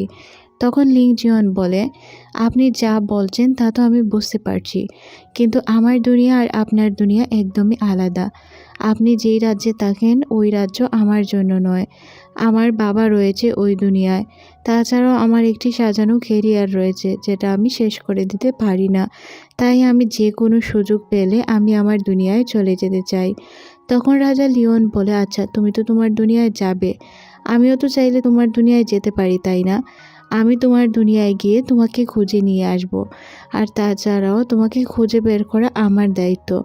আমি যদি খুঁজে বের করতে পারি তোমাকে আর তোমার দুনিয়ায় যেতে পারি, তাহলে তো তোমার কোনো প্রবলেম নেই, তাই না? তখন সে বলে, না, আপনি যদি আমাকে খুঁজতে পারেন তাহলে আমার কোনো প্রবলেম নেই। এখানে লিং জিয়ান অনেক ইমোশনাল হয়ে যায়। তবে রাজা লিওন তাকে কিছুই বুঝতে দেয় না। লিং জিয়ন তার জন্য যেই সব খাবার তৈরি করত সেই মূলত এইসব এই বইয়ে লিখত। সে নতুন নতুন রেসিপির নতুন নতুন নাম দিয়ে লিখত। আর এই বইটাই মূলত তার লেখা ছিল, যে বইয়ের মাধ্যমে সে এই দুনিয়ায় এসেছে। রাজা আজ তার সৈন্যকে জিজ্ঞাসা করে, আচ্ছা আজ এই রেসিপির নাম কি দিব? তখন ওই লোকটি বলে সে তার ফ্যামিলিকে মনে করে এই রেসিপিটি তৈরি করেছিল, তাই ওই টাইপের কিছু নাম দিতে পারেন। রাজা তখন অনেক বেশি রেগে যায়, তার কথা একদমই ভালো লাগে না। বলে, তার মানে আমি তার জন্য এটা তৈরি করতে পারবো না। সিন পরিবর্তন হয়, আমরা লিং জিয়ান এবং গিলগামকে দেখতে পাই। তারা বসে বসে তারা দেখছিল। তখন লিং জিয়াং বলে, আচ্ছা আমি যদি ওই বইটি খুঁজে পাই আর তোমাকে আমার সাথে যেতে বলি, তাহলে কি তুমি আমার সাথে যাবে? তখন গিলগাম কনফিউজ হয়ে যায়। সে একবার তো বলে আমি তোমার সাথে যেতে চাই, আবার বলে যে না, আমি এইসব ছেড়ে কীভাবে থাকবো। তখন সে বুঝতে পারে যে সে কনফিউজে আছে, তাই তাকে বলে, আচ্ছা যেতে হবে না, সময় হলে দেখা যাবে। সিন পরিবর্তন হয় রান্নাঘরে। আজ একটি স্পেশাল দিন ছিল।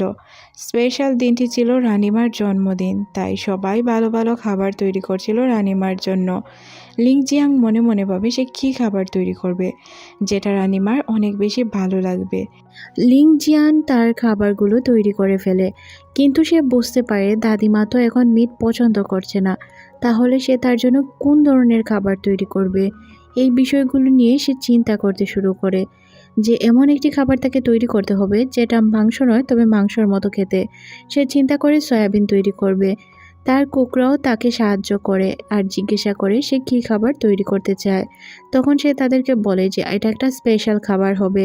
সিন পরিবর্তন হয় দাদিমার কাছে। দাদিমা বসেছিল। এখানে লিওনের সব সৎ মায়েরাও ছিল। তারা সবাই মিলে দাদিমাকে তার জন্মদিনের শুভকামনা জানাচ্ছিল। তখনই এখানে মগজু চলে আসে। মগজুকে দেখেই কেন জানি না দাদিমা অনেক বেশি রেগে যায়। মগজু তখন বলে যে আমার স্পেশাল কাজের মেয়ে যদি এইসব করে থাকে তাহলে কি আমার দোষ? আমি তো তাকে কিছু করতে বলিনি। সে কার সল্লা পেয়ে এইসব করেছে এই বিষয়ে আমার কোনো ধারণা নেই। দাদি অনেক বেশি রেগে যায় তার কথায়, কারণ তার সার্ভেন্ট তাকে ছাড়া কার কথা শুনবে। তবে দাদি মগজুকে অনেক বকাঝকা করে আর তার রুম থেকে বের হতে নিষেধ করে। সিন পরিবর্তন হয়, আমরা জিসাংকে দেখতে পাই, যে কিনা একজন কর্মীকে টাকা দিয়ে তার ফ্যামিলিকে জিম্মি করিয়ে তার সাথে কাজ করাতে রাজি হয়ে যায়। আর জিসাং সবসময় এমনভাবে অভিনয় করত, তাকে দেখে কেউ বুঝতেই পারবে না যে সে এতটা প্ল্যান করতে পারে, কারণ তাকে দেখে মনেই হচ্ছিল সে অনেক সহজ সরল, তাই সে কোনো কিছুই করতে চায় না। তারপর সে দাদিমাকে গিয়ে তার জন্মদিনে শুভেচ্ছা জানায়। সে তার অ্যাক্টিং এমনভাবে জারি রাখে দেখে মনে হচ্ছিল সে কোনো কিছুই বোঝে না, সে একদমই বোকাশোকা একজন মানুষ। কিন্তু সে যে মাস্টার প্ল্যান করেছিল এটা কি কেউ বুঝতে পারে? কেউই বুঝতে পারে না। সিন পরিবর্তন হয় রাজার কাছে। রাজা লিওন জানতে পারে মগজুর সার্ভেন্ট মারা গিয়েছে, তাও আবার জেলখানার ভিতরে সে আত্মহত্যা করেছে। বিষয়টা আজ রাজা কারো সামনে আসতে দেয় না। এদিকে আমরা লিং জিয়নকে দেখতে পাই, যে কিনা দাদিমায়ের জন্য অনেক মজাদার খাবার তৈরি করেছিল। সাথে সে কিছু মিষ্টিও তৈরি করেছিল যেগুলো রাজার জন্য ছিল। এগুলো মূলত মিষ্টি নয়, চকলেট ছিল। সে স্পেশালি এইগুলো রাজার জন্য তৈরি করেছে। সবাই একই জায়গায় চলে আসলেও রাজা এখন পর্যন্ত তার জায়গা মতো পৌঁছায়নি। মগজু রাজার চেয়ারের দিকে বারবার তাকায়, কারণ রাজা এখন পর্যন্ত আসেনি। দাদিমাও তাকায়, মনে করে হয়তো রাজা আসতে দেরি হবে। কিন্তু এখানে আমরা দেখতে পাই অলরেডি প্রোগ্রাম শুরু হয়ে যায়। দাদিমা যখন খাবারগুলো টেস্ট করে তখন সে বুঝতে পারে খাবারের স্বাদ অনেক ভালো। তাই সে লিং জিয়ংকে ডেকে নিয়ে আসে আর তাকে জানায়, এত ভালো খাবার তুমি তৈরি করেছো, আসলেই তোমাকে অনেক বেশি ধন্যবাদ। তারপর এখানে একটি নাচের পারফরমেন্স শুরু হয়ে যায়, যেখানে রাজা, লিওন এবং গিলগাম মিলে পারফরমেন্স করছিল। তাদের নাচ দেখে দাদিমা অনেক বেশি খুশি হয়ে যায়, কারণ দাদিমায়ের তাদের ডান্স অনেক ভালো লাগছিল। লিং জিয়নও এখানে অনেক খুশি হয়, কারণ রাজা এত খুশি মনে ডান্স করছিল। তার নাচে কেন জানি না আর্টগুলো ফুটে উঠছিল। দাদি এখানে মহা খুশি ছিল, কিন্তু দাদি জানতো না এখানে তাদের জন্য মাস্টার প্ল্যান করে রেখেছে তাদেরই নিজের লোক। এখানে কিছু লোকেরা ঢুকতে শুরু করে। ওই যে অফিসারের ফ্যামিলিকে বন্দি করে রাখা হয়েছিল, ওই অফিসারটি রাজপ্রাসাদের দিকে আসে আর লিং জিয়ংকে ডেকে নিয়ে আসে। লিং জিয়ং তাদেরকে ঢুকতে দেখে জিজ্ঞাসা করে সে কেন এসেছে। তখন লোকটি জানায় যে সে তাকে কিছু সত্য জানানোর জন্য এসেছে। আর তখন আমরা দাদিকে দেখতে পাই যে কিনা তাদেরকে দেখে বুঝতে পারছিল না এখানে ঘটনা কি। রাজাও বুঝতে পারছিল না কোন ঘটনার সত্য তাকে বলার জন্য এসেছিল ওই লোকটি। তারপর তাকে একটি চিঠি দেওয়া হয়। এই চিঠিতে কী ছিল সে নিজেও জানতো না। সে পড়তে শুরু করে আর তার অবস্থা খুবই খারাপ হয়ে যায়। সে ঠিকঠাকভাবে কথাই বলতে পারছিল না। তখন তাকে পরিচয় করিয়ে দেওয়া হয় তার নানির সাথে। নানিকে দেখে সে অবাক হয়ে যায়। আর নানি একদম পাগল ছিল, কারণ তার মেয়েকে হারিয়ে সে একদম পাগলের মতো আচরণ করছিল। তার নিজের মেয়েকে সে নিজের চোখের সামনে মরতে দেখেছিল, যার কারণে মূলত নানি এইসব আচরণ করছিল। চিঠিটি পড়ার পর সে কী জানি বুঝতে পারে, এটা আর আমরা বুঝতে পারি না। দাদির অবস্থাও এখানে কেন জানি না খারাপ হয়ে যাচ্ছিল। তার মাথায় ওই কথাগুলো আসে। এখানে লেখা ছিল যে তার দুই সৎ মা আর তার দাদি মিলে তার মায়ের বিরুদ্ধে ষড়যন্ত্র করে।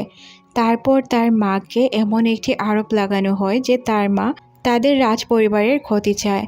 তারপর তার মাকে বিষ দিয়ে মারা হয়। এই কথাটি জানার পর সে একদম পাগলের মতো আচরণ করতে শুরু করে, তলোয়ার নিতে শুরু করে। আর যাদের নাম ছিল এই চিঠিতে তাদের নামগুলো তার মাথায় বাসতে শুরু করে। আর ওই লোকগুলো তো দাদিমায়ের কাছে গিয়ে লুকাতে শুরু করে, যারা ছিল তার স্টেপ মাদার। সে যখন তাদেরকে মারতে যায় তখন লিং জিয়ন তার সামনে চলে আসে আর তাকে বলে এখন যদি সে এই কাজগুলো করে তাহলে এটা তার জন্য অনেক বড় ক্ষতির কারণ হবে। সে খুব ভালো করেই জানতো এগুলো চাল ছিল তার বিরুদ্ধে। যেগুলো চাল ছিল কে, এটা তো সে ভালো করেই জানতো। তারপর তাকে আরও বেশি ইমোশনাল করার জন্য নানির হাতে ওই কাপড়টি দিয়ে দেওয়া হয়, যেই কাপড়টি তার মা মরার সময় পরেছিল। এই কাপড়টি দেখে সে অনেক বেশি ইমোশনাল হয়ে যায় আর মারার জন্য ছুরিটি আবারও হাতে নিয়ে নেয়। আর সে এতটাই রেগেছিল যে সে এখন যাকে পাবে তাকেই খুন করে ফেলবে। লিং জিয়ন বুঝতে পারছিল না সিচুয়েশন কিভাবে সে হ্যান্ডেল করবে। লিং জিয়ান যখন তাকে আটকাতে চায় তখন সে বারবার তাকে বলে, তুমি কেন আমাকে আটকাতে চাও? লিং জিয়ান বলে, লিওন আমি তোমাকে ভালোবাসি। তখন সে বলে, আমি খুব ভালো করেই জানি, কিন্তু এখন এই বিষয়টা আমি মানতে পারছি না। আমাকে যা করার করতে দাও, তুমি প্লিজ আমাকে আটকিও না। এই কথা বলে সে তাকে ধাক্কা দিয়ে এখান থেকে চলে যায়। লিং জিয়ং বুঝতে পারে যে তাকে এখন কি করতে হবে। তার মাথায় আসে নানিকে যদি সে ওই চকলেটগুলো খেতে দেয় তাহলে হয়তো নানির মন পরিবর্তন হতে পারে। তাই সে নানির কাছে চলে যায় আর তাকে গিয়ে চকলেটগুলো খেতে দেয়। চকলেট খাওয়ার পর নানি বলতে শুরু করে। নানি তখন জানায় তার মা মারা যাওয়ার সময় বলেছিল যাতে কখনোই সে খারাপ রাজা না হয়, কাউকে যাতে হত্যা না করে, তার বিরুদ্ধে কেউ যাতে কোনো খারাপ কথা না বলতে পারে। তখন লিওনকে এই কথাগুলো জানানো হয়। লিওন কথাগুলো জানার পর বিশ্বাস করতে চায় না, বলে কেন আমার মা আমাকে এই কথা বলল যে আমি ভালো রাজা হব? আমি পারবো না তো ভালো রাজা হতে। যারা কিনা আমার মাকে খুন করে দিয়েছে তাদের জন্য আমি কিভাবে ভালো রাজা হব? আমি পারবো না। এই কথা বলে সে হাত থেকে তরোয়ালটা ফেলে দেয়। তারপর সে অন্য একটি জায়গার দিকে যেতে শুরু করে। তার পিছনে সবাই আসতে চাইলে তাদেরকে সে বাধা দেয়। তারপরও আমরা দেখতে পাই লিং জিয়ন জোর করে তার পেছনে যায়। সে কল্পনা করে কিভাবে মা তার হাইট নাপতো আর দাগ দিয়ে রাখতো ওই গাছে। তারপর সে একটি জায়গায় বসে পড়ে। লিং জিয়ন তাকে বোঝায়, দেখো তুমি খারাপ রাজা হওয়া উচিত হবে না। তুমি যদি এখন তোমার ফ্যামিলির লোকদেরকে মারো তাহলে কি তুমি তোমার মাকে খুঁজে পাবে? অবশ্যই পাবে না। তাই তোমাকে একজন ভালো রাজা হতে হবে যাতে ভবিষ্যতে সবাই তোমাকে ভালো বলতে পারে। এদিকে জিসান তার লোকেদের সাথে কথা বলছিল। লিং জিয়নের কারণে এই ঝামেলাটা হয়েছে। লিং জিয়ান যদি তাকে না বোঝাতো তাহলে তার প্ল্যান সাকসেসফুল হতো। রাতে সে লিং জিয়নকে কিডন্যাপ করবে। সং জিয়ন তার পুরো কথা শুনতে পারে আর বলে, আমি ভাবিনি তুমি এইরকম প্ল্যান করতে পারো। বোকাশোকা হয়ে সেজে থাকো আর ভিতরে ভিতরে এত প্ল্যান। সং জিয়নকে জিসানের লুক দেখে ফেলে। সং জিয়ন বলে, তোমাকে রাজা ছাড়বে না। তখন সে তাকে কিডন্যাপ করে নিয়ে যায়। এদিকে আমরা দাদিমাকে দেখতে পাই, যে কিনা তার নাতনির করা ব্যবহারগুলো একদমই বারবার মনে করছিল। কেন জানি না তার মনে হচ্ছিল এটা রিপিট হতে পারে। তখন আমরা রাজা লিওনের 2 সৎ মাকে দেখতে পাই। তারা এসে তাদের শাশুড়িকে বলছিল যে মা, এটা তো বারবার রিপিট হতেই পারে, তাই না? সে আজ হয়তো সব কিছু হ্যান্ডেল করে নিয়েছে। লিং জিয়ন তো সবসময় থাকবে না সব কিছু ম্যানেজ করার জন্য। আর তাছাড়াও আমাদের মনে হচ্ছে রাজা আমাদের ছাড়বে না। সে যেহেতু সব কিছু জানে তাই আমাদের ক্ষতি করার চেষ্টা করবে। এদিকে আমরা লিং জিয়নকে দেখতে পাই, যে কিনা রাজা লিওনের সাথে কথা বলছিল। সে তাকে জানায়, আচ্ছা আপনার কি কিছুটা অদ্ভুত মনে হচ্ছে না? কিভাবে আপনার নানি এত তাড়াতাড়ি এখানে এলো? সে এত বছর কেন এলো না? হুট করে কেনই বা এলো? আর তার আসার পিছনেও রহস্য কী? আর কেনই বা আপনার মায়ের ওই মৃত্যুর সময়ের কাপড়টুকু নিয়ে এলো? আমার মনে হয় এখানে কোনো ঝামেলা রয়েছে। রাজা লিওনও ভাবতে শুরু করে। লিং জিয়ন বলে, দেখুন আপনার মা যেহেতু চায় আপনি সারা জীবন একজন ভালো মানুষ, একজন ভালো রাজা হয়ে থাকেন, তাহলে আমার মনে হয় আপনারও এটাই থাকা উচিত। আচ্ছা আমি আপনাকে একটি সমাধান দিতে পারি। আপনি এক কাজ করেন, আপনার দাদির সাথে খাবার খাবেন। প্রথমে সে রাজি না হলেও পরবর্তীতে রাজি হয়ে যায়। আর লিং জিয়ন বলে যে ট্যাং আমাকে একটি কথা বলে গিয়েছিল, এটা আমি আপনাকে বলতে চাই। রাজা তখন বলে, এটা কি কোনো দাদা ছিল? লিং জিয়ন বলে, এই বিষয়ে আমার কোনো ধারণা নেই। তারপর সে তার লোকেদের কাছে চলে যায় আর বলে, আমাদের খুব ভালোভাবে খাবার তৈরি করতে হবে, কারণ রাজা আর তার দাদিমা একই সাথে খাবার খাবে। এটা শুনে সবাই অবাক হয়ে যায়। এদিকে আমরা সং জিয়নের বাবাকে দেখতে পাই, যে কিনা একটি জায়গায় যায় যেখানে জিসনের লোকেরা প্রোগ্রাম করছিল বা প্ল্যানিং করছিল কিভাবে কি করবে। সং জিয়নের বাবা কিছুই বুঝতে পারে না তার ছেলে তাকে কেন ডেকেছিল। এদিকে তারা প্ল্যান করছিল আজ রাতে কিভাবে তারা সবকিছু, কিভাবে রাজার উপর হামলা করে রাজাকে শেষ করবে, লিং জিয়নকে কিভাবে কিডন্যাপ করবে, এই বিষয়গুলো আলোচনা করছিল। এখান থেকে যখন তার বাবা পালাতে যাচ্ছিল তখনই তারা দেখে ফেলে, কারণ এখানে একটি শব্দ হয়েছিল যার কারণে সবাই বাহিরে চলে আসে। রাজার কাছে লোকটি যখন কিছু বলতেই যাবে তখনই সামনে তার লোক চলে আসে আর জিসানের লোক তাকে মারতে শুরু করে। সিন পরিবর্তন হয়, আমরা দেখতে পাই লিং জিয়নকে কেউ বাহিরে ডাকছিল। বাহিরে আসার পরই তার উপর হামলা করে বসে। আর যখন তার উপর হামলা করা হয় তখন সে নিজেকে সেভ করার চেষ্টা করে। অন্য একটি লোক ওই লোকগুলোকে মেরে তাকে কিডন্যাপ করে নিয়ে যায়। এদিকে আমরা দেখতে পাই সাং জিয়ন তার কাছে একটি চিঠি পাঠায়। চিঠিতে কী লেখা ছিল এটা দেখানো হয় না, তবে বলা হয় যে লিং জিয়ন হারিয়ে গিয়েছে, তাকে কেউ কিডন্যাপ করে নিয়েছে আর তার কিছু জিনিসপত্র তাকে দেখানো হয়। সাথে এটাও বলা হয় সাং জিয়নকে খুঁজে পাওয়া যাচ্ছে না। তখন রাজা লিওন প্ল্যান বানায় আজ রাতে সে তাকে খুঁজে বের করবে যে কোনো বিনিময়ে। তাই তার লোক নিয়ে মিশনে বেরিয়ে পড়ে। এদিকে মগসুকে দেখানো হয় যে কিনা সাজগুজ করছিল। তার সাথে থাকা নতুন দাসীটি বুঝতে পারে না কেন এত সাজগুজ করছিল সে, কিন্তু সে কিছুই বলে না কেন সে সাজগুজ করছিল। এদিকে আমরা রানীমাকে দেখতে পাই, যে কিনা তার রুমে ছিল। তার সাথে কথা বলার জন্য কেউ একজন আসে। সে জিজ্ঞাসা করে, তুমি কি কিং? তখন সে বলে যে না। তার কথা শুনে সে বুঝতে পারে সে জিসান। তখন সে তাকে জিজ্ঞাসা করে, আচ্ছা জিসান তুমি কি এইসব করিয়েছ? তখন সে বলে, হ্যাঁ আমি এইসব করিয়েছি আর তোকে এখন মারতে এসেছি। এই কথা বলে সে তাকে মেরে ফেলে। তারপর আমরা দেখতে পাই তার সৈনিকদের, যারা কিনা রাজার মহলে যারা যারা ছিল সবাইকে মেরে ফেলে। এদিকে রাজা খুঁজতে খুঁজতে চলে যায় সং জিয়নের কাছে। সং জিয়নকে যখনই সে হেল্প করতে চায় তখনই সং জিয়নের জ্ঞান ফিরে আর তাকে বলে, আপনি এখানে কেন এসেছেন? আপনার আসাটা উচিত হয়নি, কারণ আপনার জন্য এটি ট্র্যাপ। এটা আসলে জিসানের প্ল্যান, জিসান আপনাকে মারতে চায়। তখনই আমরা দেখতে পাই জিসান চলে আসে আর রাজাকে তীর মারতে চায়। তখন সং জিয়ন রাজাকে সরিয়ে দেয় আর তার উপর তীরগুলো লেগে যায়। রাজা অনেক কান্না করছিল কারণ তার বিশ্বস্ত একটি লোক সে হারিয়েছে। এদিকে গামগিলকে দেখানো হয়, যে কিনা ছিল লিং জিয়নের সাথে। গামগিল মূলত তাকে বাঁচিয়ে নিয়ে এসেছিল আর তাকে বলেছিল এখান থেকে বের হওয়ার চেষ্টা করবে না, কারণ তোমাকে মারার জন্য অনেকগুলো লোক তোমার পিছনে পড়ে আছে। তারপর আমরা দেখতে পাই যে লিং জিয়ন এখান থেকে পালানোর চেষ্টা করছিল, কারণ রাজার অবস্থা খারাপ সে খুব ভালো করেই জানতো। এদিকে আমরা রাজা আর ওই গুন্ডার লোকেদের মধ্যে একদম ভালোভাবেই মারামারি দেখতে পাই। গমগিল তাকে বাঁচানোর পর সে তাকে একটি জায়গায় নিয়ে আসে। এখানে লিং জিয়ং বুঝতে পারে এটা তো বিদ্রোহ হতে যাচ্ছে, যেটা আমি ইতিহাস বইয়ে পড়েছিলাম। এই বিদ্রোহে কি হবে কি না এটা সে বুঝতে পারছিল, কারণ সে আগে থেকেই সব কিছু জানতো। তখন সে গমগিলকে জিজ্ঞাসা করে, আচ্ছা এটা কিসের বিদ্রোহ হচ্ছে? তখন সে বলে যে এটা মূলত আমাদের রাজাকে মারার জন্য প্ল্যান করা হয়েছে। অলরেডি সাংজিয়নের বাবাকে মারা হয়েছে, আসলে সাংজিয়নকেও যে মারা হয়েছে এই বিষয়টি সে জানতো না। তখন লিং জিয়ং বলে যে আমরা কিভাবে এখান থেকে বের হতে পারবো বা কি এটার সমাধান। তখন সে তাকে বলে, প্লিজ তুমি বাহিরে যেও না, যদি তুমি বাহিরে যাও তাহলে তোমাকে ওরা মারতে পারে, কারণ তোমাকে মারার জন্যই ওদের লাস্ট টার্গেট। তাই তুমি যতক্ষণ এখানে থাকবে ততক্ষণই সেফ থাকবে। আর রাজার লোকেরা এখানে আছে তাদের সাথে লড়াই করার জন্য। আশা করছি রাজার কিছু হবে না, তারপর যদি কিছু হয় তাহলে তো আমরা আছি, তাই না? এই বিষয়ে বলে সে তাকে এখানে বসিয়ে দেয়। এদিকে কিছু মন্ত্রী রানিমাকে দেখার জন্য যেতে চাচ্ছিল। তারা যখন রাস্তায় ছিল তখন তারা জিসানকে দেখতে পায়, আর জিসানের হাতে একটি তরোয়াল ছিল যাতে রক্ত রেখেছিল। তখন তারা বুঝতে পারে হয়তো জিসান রানিমাকে মেরে দিয়েছে। এটা দেখে তো তারা অবাক হয়ে যায়, ভাবতেই পারে না যে কী করবে, জিসানকে কি বলবে। এতদিন যাবৎ জিসান মাস্টার প্ল্যান করছিল এটা কেউই জানতো না। সৈনিকরা তার বিরুদ্ধে কিছু বলতে গেলে তাকেও মেরে দেয়। তারপর জিসান চলে যায় রানী জায়মার কাছে। তাকে গিয়ে প্রস্তাব দেয় যে আপনি যদি চান আপনার ছেলেকে সিংহাসনে বসাতে পারবেন, কারণ এখন পুরো ঘটনা উল্টে গিয়েছে। রাজা সবাইকে মেরে ফেলছে, সে আমাদের কাউকেই বাঁচতে দিবে না। সে এটাও বলেছে যে আপনাকে আপনার ছেলেকেও মেরে ফেলবে।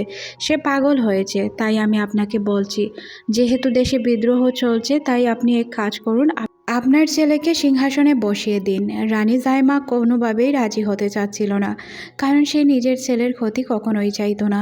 সে খুব ভালো করেই জানতো রাজা ফিরে এলে এটা নিয়ে প্রবলেম হতে পারে। তখন সে বলে রাজা কখনোই ফিরবে না, কারণ রাজার ফেরার কোনো সুযোগ নেই। ওই জায়গায় অবস্থা খুবই খারাপ, আর যদি ও ফিরে আসে তাহলে মৃত লাশ হয়ে ফিরে আসবে। তখন জাইমাকে অনেকক্ষণ বোঝানোর পর জাইমা রাজি হয়ে যায়, কারণ সে তো আসলে কিছু জানতো না যে এইসব জিসান করছে। জিসান যে এইসব করছে সে যদি জানতো তাহলে অবশ্যই এটার বিরুদ্ধে অ্যাকশন নিত বা কোনো কিছু করার চেষ্টা করত। কিন্তু জাইমা যে রানীটা ছিল সে মোটামুটি ভালো মানুষ ছিল। আসলে ঘটনাকে উল্টে ইতিহাসে লেখা হয়েছিল। জিসান সব কিছু করার পরও লিওনের উপর দোষ গিয়েছিল, যার কারণে সবাই লিওনকে খারাপ রাজা হিসাবে চেনে থাকে। এদিকে রানী লাস্ট মুহূর্তে রাজি হয়ে যায়। এদিকে আমাদের যুদ্ধের সিন দেখানো হয়। যুদ্ধের জায়গায় সবাই পড়েছিল লাশ হয়ে, সাথে রাজাও ছিল। এইদিকে নতুন রাজাকে তৈরি করা হচ্ছিল। রাজার মা চাইতো না যে এই তার ছোট ছেলেটি রাজার সিংহাসনে বসুক, কারণ তার মা এইসবে অনেক বেশি ভয় পেত। কিন্তু কিছু করার ছিল না। জিসান সবার কাছে এটা জানায় যে দাদিমাকে সে খুন করে ফেলেছে। লিওন দাদিমা সহ তার মন্ত্রী মিনিস্টার যারা ছিল সবাইকে খুন করেছে, যারা কিনা তার মায়ের মৃত্যুর সাথে জড়িত ছিল। এই বিষয়টা পুরো শহর ছড়িয়ে পড়ে। সবাই মনে করে সত্যি হয়তো জিসান পাগল হয়েছে, তাই সে সবাইকে খুন করে ফেলেছে। রাজার মৃত্যুর খবর শুনে পুরো গ্রামবাসী পাগল হয়েছিল। তারা বুঝতে পারছিল না যে কিভাবে কি ঘটে গেল। তখনই আমরা এখানে গমগিল আর লিং জিয়নকে দেখতে পাই। তারা জানে যে নতুন রাজার অভিষেক হতে যাচ্ছে আজ, কিন্তু রাজা তো পিচ্ছি ছিল। তার অভিষেক হয়েও যায়, কিন্তু সে রাজ্যের রাজত্বর কী বুঝতো। এখানে জিসান তার চেয়ারটি পেয়ে যায়, যেটার জন্য সে এত কিছু করেছিল। যেই মন্ত্রীগুলো তার সাহায্য করেছিল তাদেরকে সে ধন্যবাদ জানায়, আর তাদেরকেও এটাই জানায় যে রাজা মারা গিয়েছে। কিন্তু কিছু লোক এখানে রাজার মৃত্যু বিশ্বাস করতে চাইছিল না। তারা মনে করছিল হয়তো রাজা জীবিত আছে, এটা মিথ্যাচার সাজানো হচ্ছে। তারপর জিসান মকজুর কাছে চলে আসে আর তাকে জানায় যে এখন তুমি আর আমি নিরাপদ। তুমি যদি চাও এক্ষুনি আমি তোমাকে বিয়ে করতে পারি। তখন মকজু বলে, আমি তোমাকে তখনই বিয়ে করব যখন আমি রাজার লাশ দেখব। এর আগে আমি তোমাকে বিয়ে করতে পারবো না। জিসান মকজুকে ধন্যবাদ জানায় তাকে এত সাহায্য করার জন্য। মকজুর সাহায্য ছাড়া সে কিছুই করতে পারতো না। এদিকে আমরা লিং জিয়নকে দেখতে পাই, যে কিনা রাজার জন্য খুবই দুশ্চিন্তায় ছিল। কিভাবে কি করবে কিছুই যেন বুঝতে পারছিল না। লিং জিয়ান মানতেই চাইছিল না যে রাজা নেই এটা মানতে তার অনেক বেশি কষ্ট হচ্ছিল। তখন গিমগাল বলে যে চিন্তার কোনো কারণ নেই, আমি রাজাকে খুঁজে বের করব। হয়তো উনি জীবিত আছেন, কোথায় আছেন এটা তো আমরা বলতে পারবো না, কিন্তু আমাদের খুঁজে বের করতে হবে রাজাকে। তখন লিং জিয়ন কান্না করে ওঠে আর বলে যে রাজা এত সহজে মারা গেলেন কিভাবে। তখন গামগিল বলে যে এই সব কিছু জিসানের প্ল্যান অনুযায়ী আমাদেরকেও প্ল্যান করতে হবে, আমাদেরকে সব কিছু ঠিকঠাকভাবে বুঝতে হবে, বোঝার পর আমরা এটার বিরুদ্ধে অ্যাকশান নেব। জিসান তোমাকে এখন খুঁজবে না, কারণ রাজা মৃত। সে মনে করছে হয়তো রাজা জীবিত নেই, তাই তারা কিছুই মনে করবে না। এদিকে রান্নাঘর দেখানো হয়। রান্নাঘরে সবাই কান্নাকাটিতে মেতে ওঠে, কারণ রাজার মৃত্যু বা রাজা সবাইকে এইভাবে খুন করেছে, এই বিষয়গুলো কেন জানি না কেউই মানতে পারছিল না। কারণ সবাই জানতো যে রাজা তো এইরকম লোক নয় আর সে এইসব করতে পারে না। এদিকে গিমগালকে দেখানো হয়, যে কিনা চুপচাপ বসেছিল আর কান্না করছিল লিং জিয়নের জন্য, কারণ সে লিং জিয়নকে অনেক বেশি পছন্দ করত। সবাই মিলে ভাবছিল লিং জিয়নও হয়তো জীবিত নেই, কারণ যেহেতু রাজা জীবিত নেই লিং জিয়ন কীভাবে জীবিত থাকতে পারে। গিমগালের কান্না দেখে এখানে থাকা প্রত্যেকটি শেফই কেন জানি না কান্নায় ভেঙে পড়ে। তারা তাদের রাজাকে অনেক বেশি ভালোবাসতো। রাজা যতই কঠোর হোক না কেন সব সময় তাদেরকে অনেক ভালোবাসা স্নেহ দিয়েছে। তাছাড়াও তাদেরকে অনেক সুযোগ সুবিধা দিয়েছে যা অন্য রাজা দিত না। তারা ভাবছিল লিং জিয়ংও নেই, রাজাও নেই, কীভাবে তারা তাদের রাজত্ব সামলাবে। তারা যখন এই বিষয়গুলো নিয়ে কান্না করছিল তখন আমরা লিং জিয়নকে দেখতে পাই। তার এখান থেকে আসা পর্যন্ত, তাদের দেখা হওয়া পর্যন্ত প্রত্যেকটি বিষয় তার মনে পড়ছিল। একে অপরকে কিস করেছিল, এই বিষয়গুলো মনে করে সে কান্নায় ভেঙে পড়ে। সে বলে রাজা তার দাদিমাকে, পুরো এলাকাকে মারতে পারে না, কারণ রাজা তার দাদিকে মাফ করে দিয়েছিল, তার সাথে খাবার খেতেও রাজি হয়েছিল। সে কিভাবে এইসব করতে পারে, এইসব আমি বিশ্বাস করি না। এদিকে রাজা লিওন জীবিত ছিল, সে মারা যায়নি। তার লোকেরা জিসানের ওপর হামলা করে। জিসানের সৈন্যরা যখন তাকে এই বিষয়ে জানায় যে রাজা এখনও জীবিত আছে, তখন সে বলে সমস্যা নেই, সে যদি এখন জীবিত থাকেও তাতে আমার কিছু নেই, কারণ সে এখন রাজা না। আর দ্বিতীয় কথা, সে এখন কিছু করতেও পারবে না, তার সৈন্য সংখ্যা অনেক বেশি কম, আর তাকে দিয়ে কিছু হবেও না, তার সৈন্যরা তো আমাদের কাছেই। আর যদিও সে জীবিত তাকে আসতে দাও, তাকে আমার কাছে বোঝাপড়া করি, তারপর বোঝা যাবে। আমি এখন আর কিছুতেই ভয় পাই না, কারণ সব কিছুর সমাধান হয়েছে। তারপর আমরা দেখতে পাই লিওনকে, যে কিনা তার সামনে আসে। লিওনকে দেখে সে বলে তুমি জীবিত কিভাবে থেকে গেলে। তখন সে বলে তোমার কি মনে হয় যে জঙ্গলে তুমি সৈন্য পাঠিয়েছ ওই জঙ্গল আমার, এখানে আমি ঠিকঠাকভাবে যুদ্ধ করতে পারি, তাহলে এখান থেকে আমি কিভাবে মারা যেতে পারি। তখন সে মকজুকে বলে আমি ভাবিনি তুমি এই জন্য তাকে বিষ দিয়েছ। তখন সে বলে আমি যেই জন্যই বিষ দিই তাতে তোমার কি। তখন লিওন হাসতে শুরু করে আর বলে তোমার থেকে এর চেয়ে ভালো কিছু তো আশা করাই যায় না। তারপর সে তার সাথে বসে আর বলে আমি তোমার ছোট ভাইকে বিষ দিয়েছিলাম যাতে সবাই তোমাকে দোষী মনে করে, আর এখন মোটামুটি পুরো আমাদের রাজ্য জানে যে তুমি সবাইকে খুন করেছ, খুন অন্য কেউ করেনি। তুমি তো এই রাজ্যের লায়কই না, তুমি কখনোই রাজা হওয়ার যোগ্য ছিলে না। রাজা হওয়ার যোগ্য তো আমি ছিলাম, আমি আমার রাজত্ব চাই, আমি এই রাজত্বের দখল নিতে চাই। তখন লিওন বলে আচ্ছা, তাহলে এটাই ছিল তোমার প্ল্যান। যেহেতু আমার জন্য ঘটনা ঘটেছে, আমার জন্য এতগুলো মানুষ মারা গিয়েছে, তাই আমাকে যা শাস্তি দেওয়া হবে আমি মেনে নিব। তখন জিসান তাকে বলে তোমাকে শাস্তি দেওয়া হবে তোমার মাকে যে জায়গায় কবর দেওয়া হয়েছে বা তাকে দাফন করা হয়েছে ওই জায়গায় তোমাকে থাকতে হবে।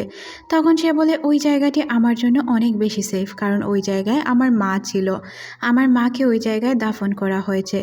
তখন সে বলে আমার একটি শর্ত আছে, আমাকে একটি বুক দিতে হবে, যেই বুকটি আমি নিজে লিখেছি, আর এই বুকটি যদি আমি পেয়ে যাই তাহলেই আমার হবে।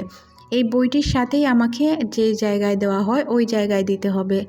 জিসান মনে মনে ভাবে, এই ছোট একটি বই দিলে কি আর হবে, এই বইয়ে তো আহামরি কিছু নেই, তাই না? সে নিজে লিখেছে বই, নিজের বই নিজে নিয়ে যাবে, এটা তো তার কোনো প্রবলেম হওয়ার কথা না। আর সে বইটি মূলত চাচ্ছিল লিংজিয়নের জন্য। সে এখনও লিংজিয়ানকে অনেক বেশি ভালোবাসতো আর বিশ্বাসও করত। সে মনে মনে ভাবছিল লিংজিয়ন জানে সে হয়তো মারা গিয়েছে, এই জন্যই সে এইভাবে আছে, না হয় সে এতদিনে তাকে খোঁজার চেষ্টা করত। তারপর তাকে বলা হয়, আচ্ছা তোমাকে বই দিয়ে দিব, তুমি তোমার জায়গা মতো চলে যাও। এখানে কি যেন একটি বলে ফেলে রাজা, যার কারণে জিসান অনেক বেশি রেগে যায়। বলে, তোমার জন্য এইসব হয়েছে, তুমি পুরো রাজ্য ধ্বংস করে ফেলেছো। তখন লিওন বলে, আমি তো রাজি হলাম, আমি তো মানলাম সব কিছু, তাহলে এখন কেন আমার উপর রাগ দেখানো হচ্ছে? আমি তো বলেছি আমাকে আমার বইটি দিয়ে দেওয়া হলে আমি চলে যাব, তাও আপনারা যেই জায়গায় রাখবেন আমি ওই জায়গায় যেতে রাজি। তারপর রাজাকে জেলখানায় বন্দি করা হয় আর তার ওই লেখা বইটি তার কাছে এনে দেওয়া হয়। সে এই বইটি দেখার পর অনেক খুশি হয়, মনে মনে ভাবে যে লিংজিয়ন তুমি জীবিত আছো না মৃত এইসব আমি তো জানি না, তবে আমি তোমাকে অনেক বেশি ভালোবাসি। সে লাস্ট পেজটায় একটি চিঠি লিখে রাখে তার জন্য, তুমি যদি কখনো জানো বা এই বইটি তুমি খুঁজে পাও বা পড়ো তখন তুমি আমার কাছে চলে আসো। আমি চাই যে তুমি আমার হয়ে সারা জীবন থাকো, আমি তোমাকে অনেক বেশি ভালোবাসি, যেটা আমি কখনোই বলতে পারবো না। তার কথা মনে করে সে মুচকি হাসছিল। আসলে লিংজিয়নকে রাজা লিওন অনেক বেশি ভালোবাসতো। তখনই আমরা দেখতে পাই গমগিলকে, যে কিনা একটি কিচেন তার কাছে রেখে যায়। আসলে এটা ছিল লিংজিয়নের এটা দেখে সে বুঝতে পারে সে জীবিত আছে। তারপর সে চলে যায় লিংজিয়নের কাছে আর তাকে গিয়ে এই খবরটি দিয়ে দেয় যে রাজা লিওন জীবিত আছে। তখন সে বলে, যেহেতু উনি জীবিত আছেন তাহলে হয়তো কিছুদিনের ভিতরে উনাকে এই শহর থেকে তাড়ানোর ব্যবস্থা করা হবে আর জঙ্গলের দিকে নিয়ে যাওয়া হবে উনাকে মারার জন্য। তারপর উনাকে এই উপাধি দেওয়া হবে যে উনি একজন দেশদ্রোহী, উনি একজন খারাপ রাজা, উনাকে কখনোই ভালো রাজা হিসেবে গণ্য করা হবে না। তার সব কথা শুনে সে হাসতে শুরু করে, বলে, তোমাকে এইসব কে বলেছে? তখন সে বলে, আমি আপনাকে বলেছিলাম আমি ভবিষ্যৎ থেকে এসেছি, তাই আমি সব কিছু জানি। এদিকে পিচ্চি রাজাকে দেখানো হয় যে কিনা সিংহাসনে বসেছিল, তার মা তার হয়ে সব কাজ করছিল, রাজ্যের জন্য একটি শপথ গ্রহণ করছিল যেটা রাজ্যের রাজার জন্য জরুরি ছিল। এখানে সে লিংজিয়নের একটি চিঠি পায় আর সেটা সে পড়তে শুরু করে আর বুঝতে পারে যে আসলেই লিওনের কোনো দোষ ছিল না, তাকে শুধু ফাঁসানো হয়েছে। আর এদিকে আমরা লিওনকে দেখতে পাই যে হিনা বারবার লিংজিয়নের কথা মনে করছিল, তার দুষ্ট মিষ্টি কথাগুলো তার কানে বাজছিল। সে কিভাবে তার জন্য মজার মজার খাবার তৈরি করত, তাকে অনেক বেশি ভালোবাসতো, কিন্তু সে বিষয়গুলো আগে বুঝতে পারেনি, এখন সে বুঝতে পেরেছে আর তার অনেক খারাপ লাগতে শুরু করে। জিসান যে তাকে মারার প্ল্যান করছিল তা লিংজিয়ন একমাত্র জানতো, আর কেউ জানতো না। এখানে জিসানের সাথে মগজু জড়িত ছিল, কেউ জানুক আর না জানুক মগজু তা খুব ভালো করেই জানতো। মগজু তার দিকে তাকিয়ে হাসতে শুরু করে আর জিসান বলে, মগজু তোমাকে অলরেডি আমি পেয়ে গিয়েছি, রাজা যেহেতু নেই এখানে আমারই রাজত্ব, আমি এখন সব কিছুর ওপর রাজত্ব করব। আর এই পিচ্চি রাজা আর কতদিন থাকবে? পিচ্চি রাজাও নাকি মারা যায়, তাহলে দেখা যাবে কে কী হয়। আসলে তার প্ল্যান ছিল পিচ্চি রাজাকে মেরে সব কিছু ধ্বংস করে দেওয়ার। এদিকে লিওনকে যখন নিয়ে যাওয়া হচ্ছিল তখন আমরা লিংজিয়নকে দেখতে পাই, যে কিনা লিওনকে দেখার জন্য চলে এসেছিল। লিওনকে বলে, তোমাকে চিন্তা করতে হবে না, আমি তোমাকে সেভ করব, এটা আমি তোমাকে বলে রাখছি। তখন লিওন বলে, আমাকে সেভ করতে হবে না, তুমি নিজেকে সেভ করো, আমি চাই তুমি সেফলি থাকো, তুমি জীবিত আছো এটা আমার জন্য অনেক কিছু। তখন লিংজিয়ন বলে, না এটা অনেক কিছু না, আমি তোমাকে বাঁচাবো, আমার লোকজন তৈরি আছে, তুমি চিন্তা করো না। যখন রাজাকে জঙ্গলের দিকে নিয়ে যাওয়া হয় তখন আমরা দেখতে পাই যে তাকে থামিয়ে দেওয়া হয়, তাকে এখান থেকে নিয়ে যাওয়া হবে না, এখানে মূলত তাকে মারা হবে। যখনই তাকে মারার জন্য তারা প্রস্তুত হচ্ছিল তখন রাজা রুখে দাঁড়ায় আর তাদের সাথে সেই লড়াইয়ে মেতে ওঠে। তখনই আমরা দেখতে পাই এখানে জিসান চলে আসে, আর জিসান বলে যে তুমি এখনো জীবিত। আসলে তার লোকগুলোকে সে মেরে দিয়েছিল। তখনই এখানে লিং জিয়ন চলে আসে তার সামনে আর বলে আপনি কি করবেন, এখন দেখব আপনি কি করতে পারেন। তার রান্নাঘরের যত সৈনিক ছিল সবাইকে সে নিয়ে চলে আসে জিসানের লোকদেরকে মারার জন্য। এখানে তারা সবাই প্রস্তুত ছিল, কারণ রাজা লিওনকে তারা অনেক বেশি ভালোবাসতো, তাকে বাঁচানোর চেষ্টা করছিল। সবাই তো তাদের সাথে মারামারি করছিল, কিন্তু তারা পেরে উঠছিল না, কারণ জিসানের লোকজন অনেক বেশি ছিল। তার প্ল্যান তো অনেক আগে থেকেই ছিল। আর রাজার যে লোকগুলো ছিল তারা তো রান্নাঘরের সৈনিক, বা তারা রান্না বান্না করতো বা অন্যান্য বিষয়ে দক্ষ ছিল, কিন্তু এই বিষয়ে তারা দক্ষ ছিল না, তাই তাদের একটু কাজ করতে অসুবিধা হয়। তখনই আমরা দেখতে পাই ছোট ছোট বোম ফুটে ওঠে জঙ্গলের ভিতর। তখন আমরা বুঝতে পারি যে ওই লোকটি চলে এসেছে। লোকটিকে আপনারা চিনতে পারছেন, যে কিনা তাকে প্রেশার কুকার বানিয়ে দিয়েছিল, তার পর্যন্ত নিউজ পৌঁছে গিয়েছিল, আর এটা করেছিল লিং জিয়ন। ওই লোকটি আসার পর সবার হাওয়া টাইট হয়ে যায়, কারণ লোকটি অনেক স্ট্রং ছিল আর তার প্ল্যান এত ভালো ছিল যে সে খুব ভালোভাবেই সবাইকে নিমিষেই ধ্বংস করে দেয়। আর সবাই মিলে যখন ফাইট করে তখন জিয়ান হারতে বাধ্য হয়, কিন্তু জিয়ান হারে না। এ তো হারার পাত্র ছিল না, এ লিং জিয়ংকে উঠিয়ে নিয়ে চলে যায় আর লিওনকে বলে যায় যে তার সাথে একা দেখা করতে। লিওন তখন বলে আচ্ছা আমি ওর সাথে দেখা করে আসছি, তোমরা এক কাজ করো, তোমরা গিয়ে রাজ্যটা দেখো যে রাজ্যে তারা কি কি ক্ষতি করেছে আর আমার ছোটো ভাইকে তারা রেখেছে না মেরে দিয়েছে, এই বিষয়গুলো তোমরা একটু খেয়াল করো, কারণ ওর কিছু হলে আমাদের রাজ্য ধ্বংস হয়ে যাবে। তারপর তারা চলে যায় রাজ্যের দিকে। তার যত সৈন্য ছিল তাদেরকে ধ্বংস করে ফেলে তারা, তাদেরকে খুব বাজেভাবে আহত করে, যার কারণে যারা জীবিত ছিল লাস্ট পর্যন্ত তারা নিজেরাই নিজেকে আত্মহত্যা করে শেষ করে দিতে বাধ্য হয়। তারা এই রাজ্য আর এই রাজত্বের জন্য এত কিছু করেছিল, কিন্তু শেষ পর্যায়ে কি ঘটলো, তারা তাদের রাজত্বই হারিয়ে ফেললো আর নিজেদেরকে নিজেরা শেষ করে দিল। এদিকে পিচ্চি রাজা আর তার মাও বসেছিল, তারা অনেক ভয়ে ছিল। এখানে থাকা অন্যান্য লোকগুলোকে মরতে দেখে তারা অবাক হচ্ছিল, কেন এই লোকগুলো এইভাবে মারা যাচ্ছিল, নিজেদেরকে শেষ করে দিচ্ছিল। এদিকে মগজু তার মনের মতো গান শুনছিল, সে জানতো না তার জন্য কত বড় বিপদ আসতে চলেছে, কিন্তু সে তো কোন টাইপের মহিলা আমরা খুব ভালো করেই জানি। বাহিরে এতগুলো লোককে মারামারি করার পর বা এদেরকে শেষ করার পর গামগিল চলে যায় মগজুর কাছে, কারণ তার বোনকে মেরেছিল মগজুকে সে নিজের হাতে শেষ করতে চায়। তবে আমরা তো খুব ভালো করেই জানি মগজু কোন টাইপের মহিলা ছিল, সে চাইলেই কি না করতে পারতো, নিজের উপর নিজেই ছুরি মেরে ফেলে। তবে ঘটনা এখানে উল্টো ঘটে যায়, মগজু মারা যায় না, সে জীবিত থাকে। তখন গামগিল মনে মনে ভাবে যে একে এইভাবে রেখে যাওয়া ঠিক হবে না, তাই সে তাকে নিজের হাতে খুন করে বাহিরে চলে যায়। এখন তাদের আন্ডারে পুরো রাজত্ব ছিল, তাই তারা অনেক বেশি খুশি হয়ে যায়। সিন পরিবর্তন হয়, আমরা লিং জিয়নকে দেখতে পাই। রাজা লিওন লিং জিয়নকে দেখে অনেক খুশি হয়ে যায়। তখনই এখানে জিসান চলে আসে, জিসানের সৈন্যরা তার উপর আক্রমণ করে। আর জিসান বলে তুমি কি মনে করেছো এত তাড়াতাড়ি তুমি এই মেয়েকে নিয়ে যেতে পারবে? কখনোই পারবে না, আমি তোমাকে এত তাড়াতাড়ি এই মেয়েকে নিয়ে যেতে দিব না। তারপর আমরা লিওনকে দেখতে পাই, যে কিনা নিজে সাহস করে তাকে মারতে শুরু করে। এখানে থাকা প্রত্যেকটি লোকের সাথে সে খুব ভালোভাবে ফাইট করে। সে নিজেও কিছুটা আঘাত পায়, কারণ সে তো একা এত লোকের সাথে পেরে উঠবে না। তখন লিং জিয়ন অনেক বেশি কান্না করে, সে কি করবে কিছুই বুঝতে পারছিল না। সে নিজের হাত ছাড়িয়ে তার কাছে যাওয়ার চেষ্টা করে। তখন সে ওই বইটি দেখতে পায়, বইটি দেখে সে মনে মনে ভাবে এই বই তো আমার, তাহলে এই বই কে লিখেছিল? রাজা লিওন কি এই বই লিখেছে? রান্নাগুলো দেখে সে বুঝতে পারে যে এই রান্নাগুলো তো তার করা রান্না, যেগুলো সে লিওনের জন্য সব সময় করত। লিওন যেই রান্নাগুলো অনেক বেশি পছন্দ করত।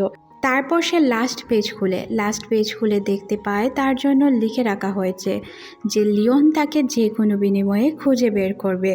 এটা যেই হোক, যেই দুনিয়ায় তা হোক, লিং জিয়ন তাকে খুঁজে বের করবে। তখন আমরা দেখতে পাই জিসান তাকে আহত করে ফেলে। জিসান তাকে আহত করার সময় সে নিচে পড়ে যায় আর বইয়ের উপর অনেকগুলো রক্ত পড়ে। লিওন তখন অনেক বেশি ভয় পেয়ে যায়, সে কী করবে কিছুই বুঝতে পারছিল না, তার অনেক বেশি কষ্ট হচ্ছিল তার জন্য। জিসান তখন লিওনকেও মারতে চায়, কিন্তু লিওনকে সে কিছু করতে পারে না। এদিকে আমরা লিং জিয়নকে দেখতে পাই, যে কিনা তার দিকে তাকিয়ে বলে যে আমি বাঁচবো কিনা জানি না। তখন আমরা ওই বইটিকে দেখতে পাই, যে এই বইয়ের ভিতর থেকে আলো জ্বলে ওঠে আর লেখাগুলো অনেক বড় বড় হয়ে যায়। আর এখানে আমরা লাল চাঁদও দেখতে পাই। তার মানে মনে হচ্ছিল হয়তো লিং জিয়ন আজ চলে যাবে তার দুনিয়ায়, হয়তো তাদের আর কখনোই দেখা হবে না, বা দেখা হলে হতেও পারে। লাল চাঁদ দেখে অনেক বেশি ভয় পেয়ে যায় লিওন, আর তখন ওই বইয়ের শব্দগুলো আকাশে উঠতে শুরু করে।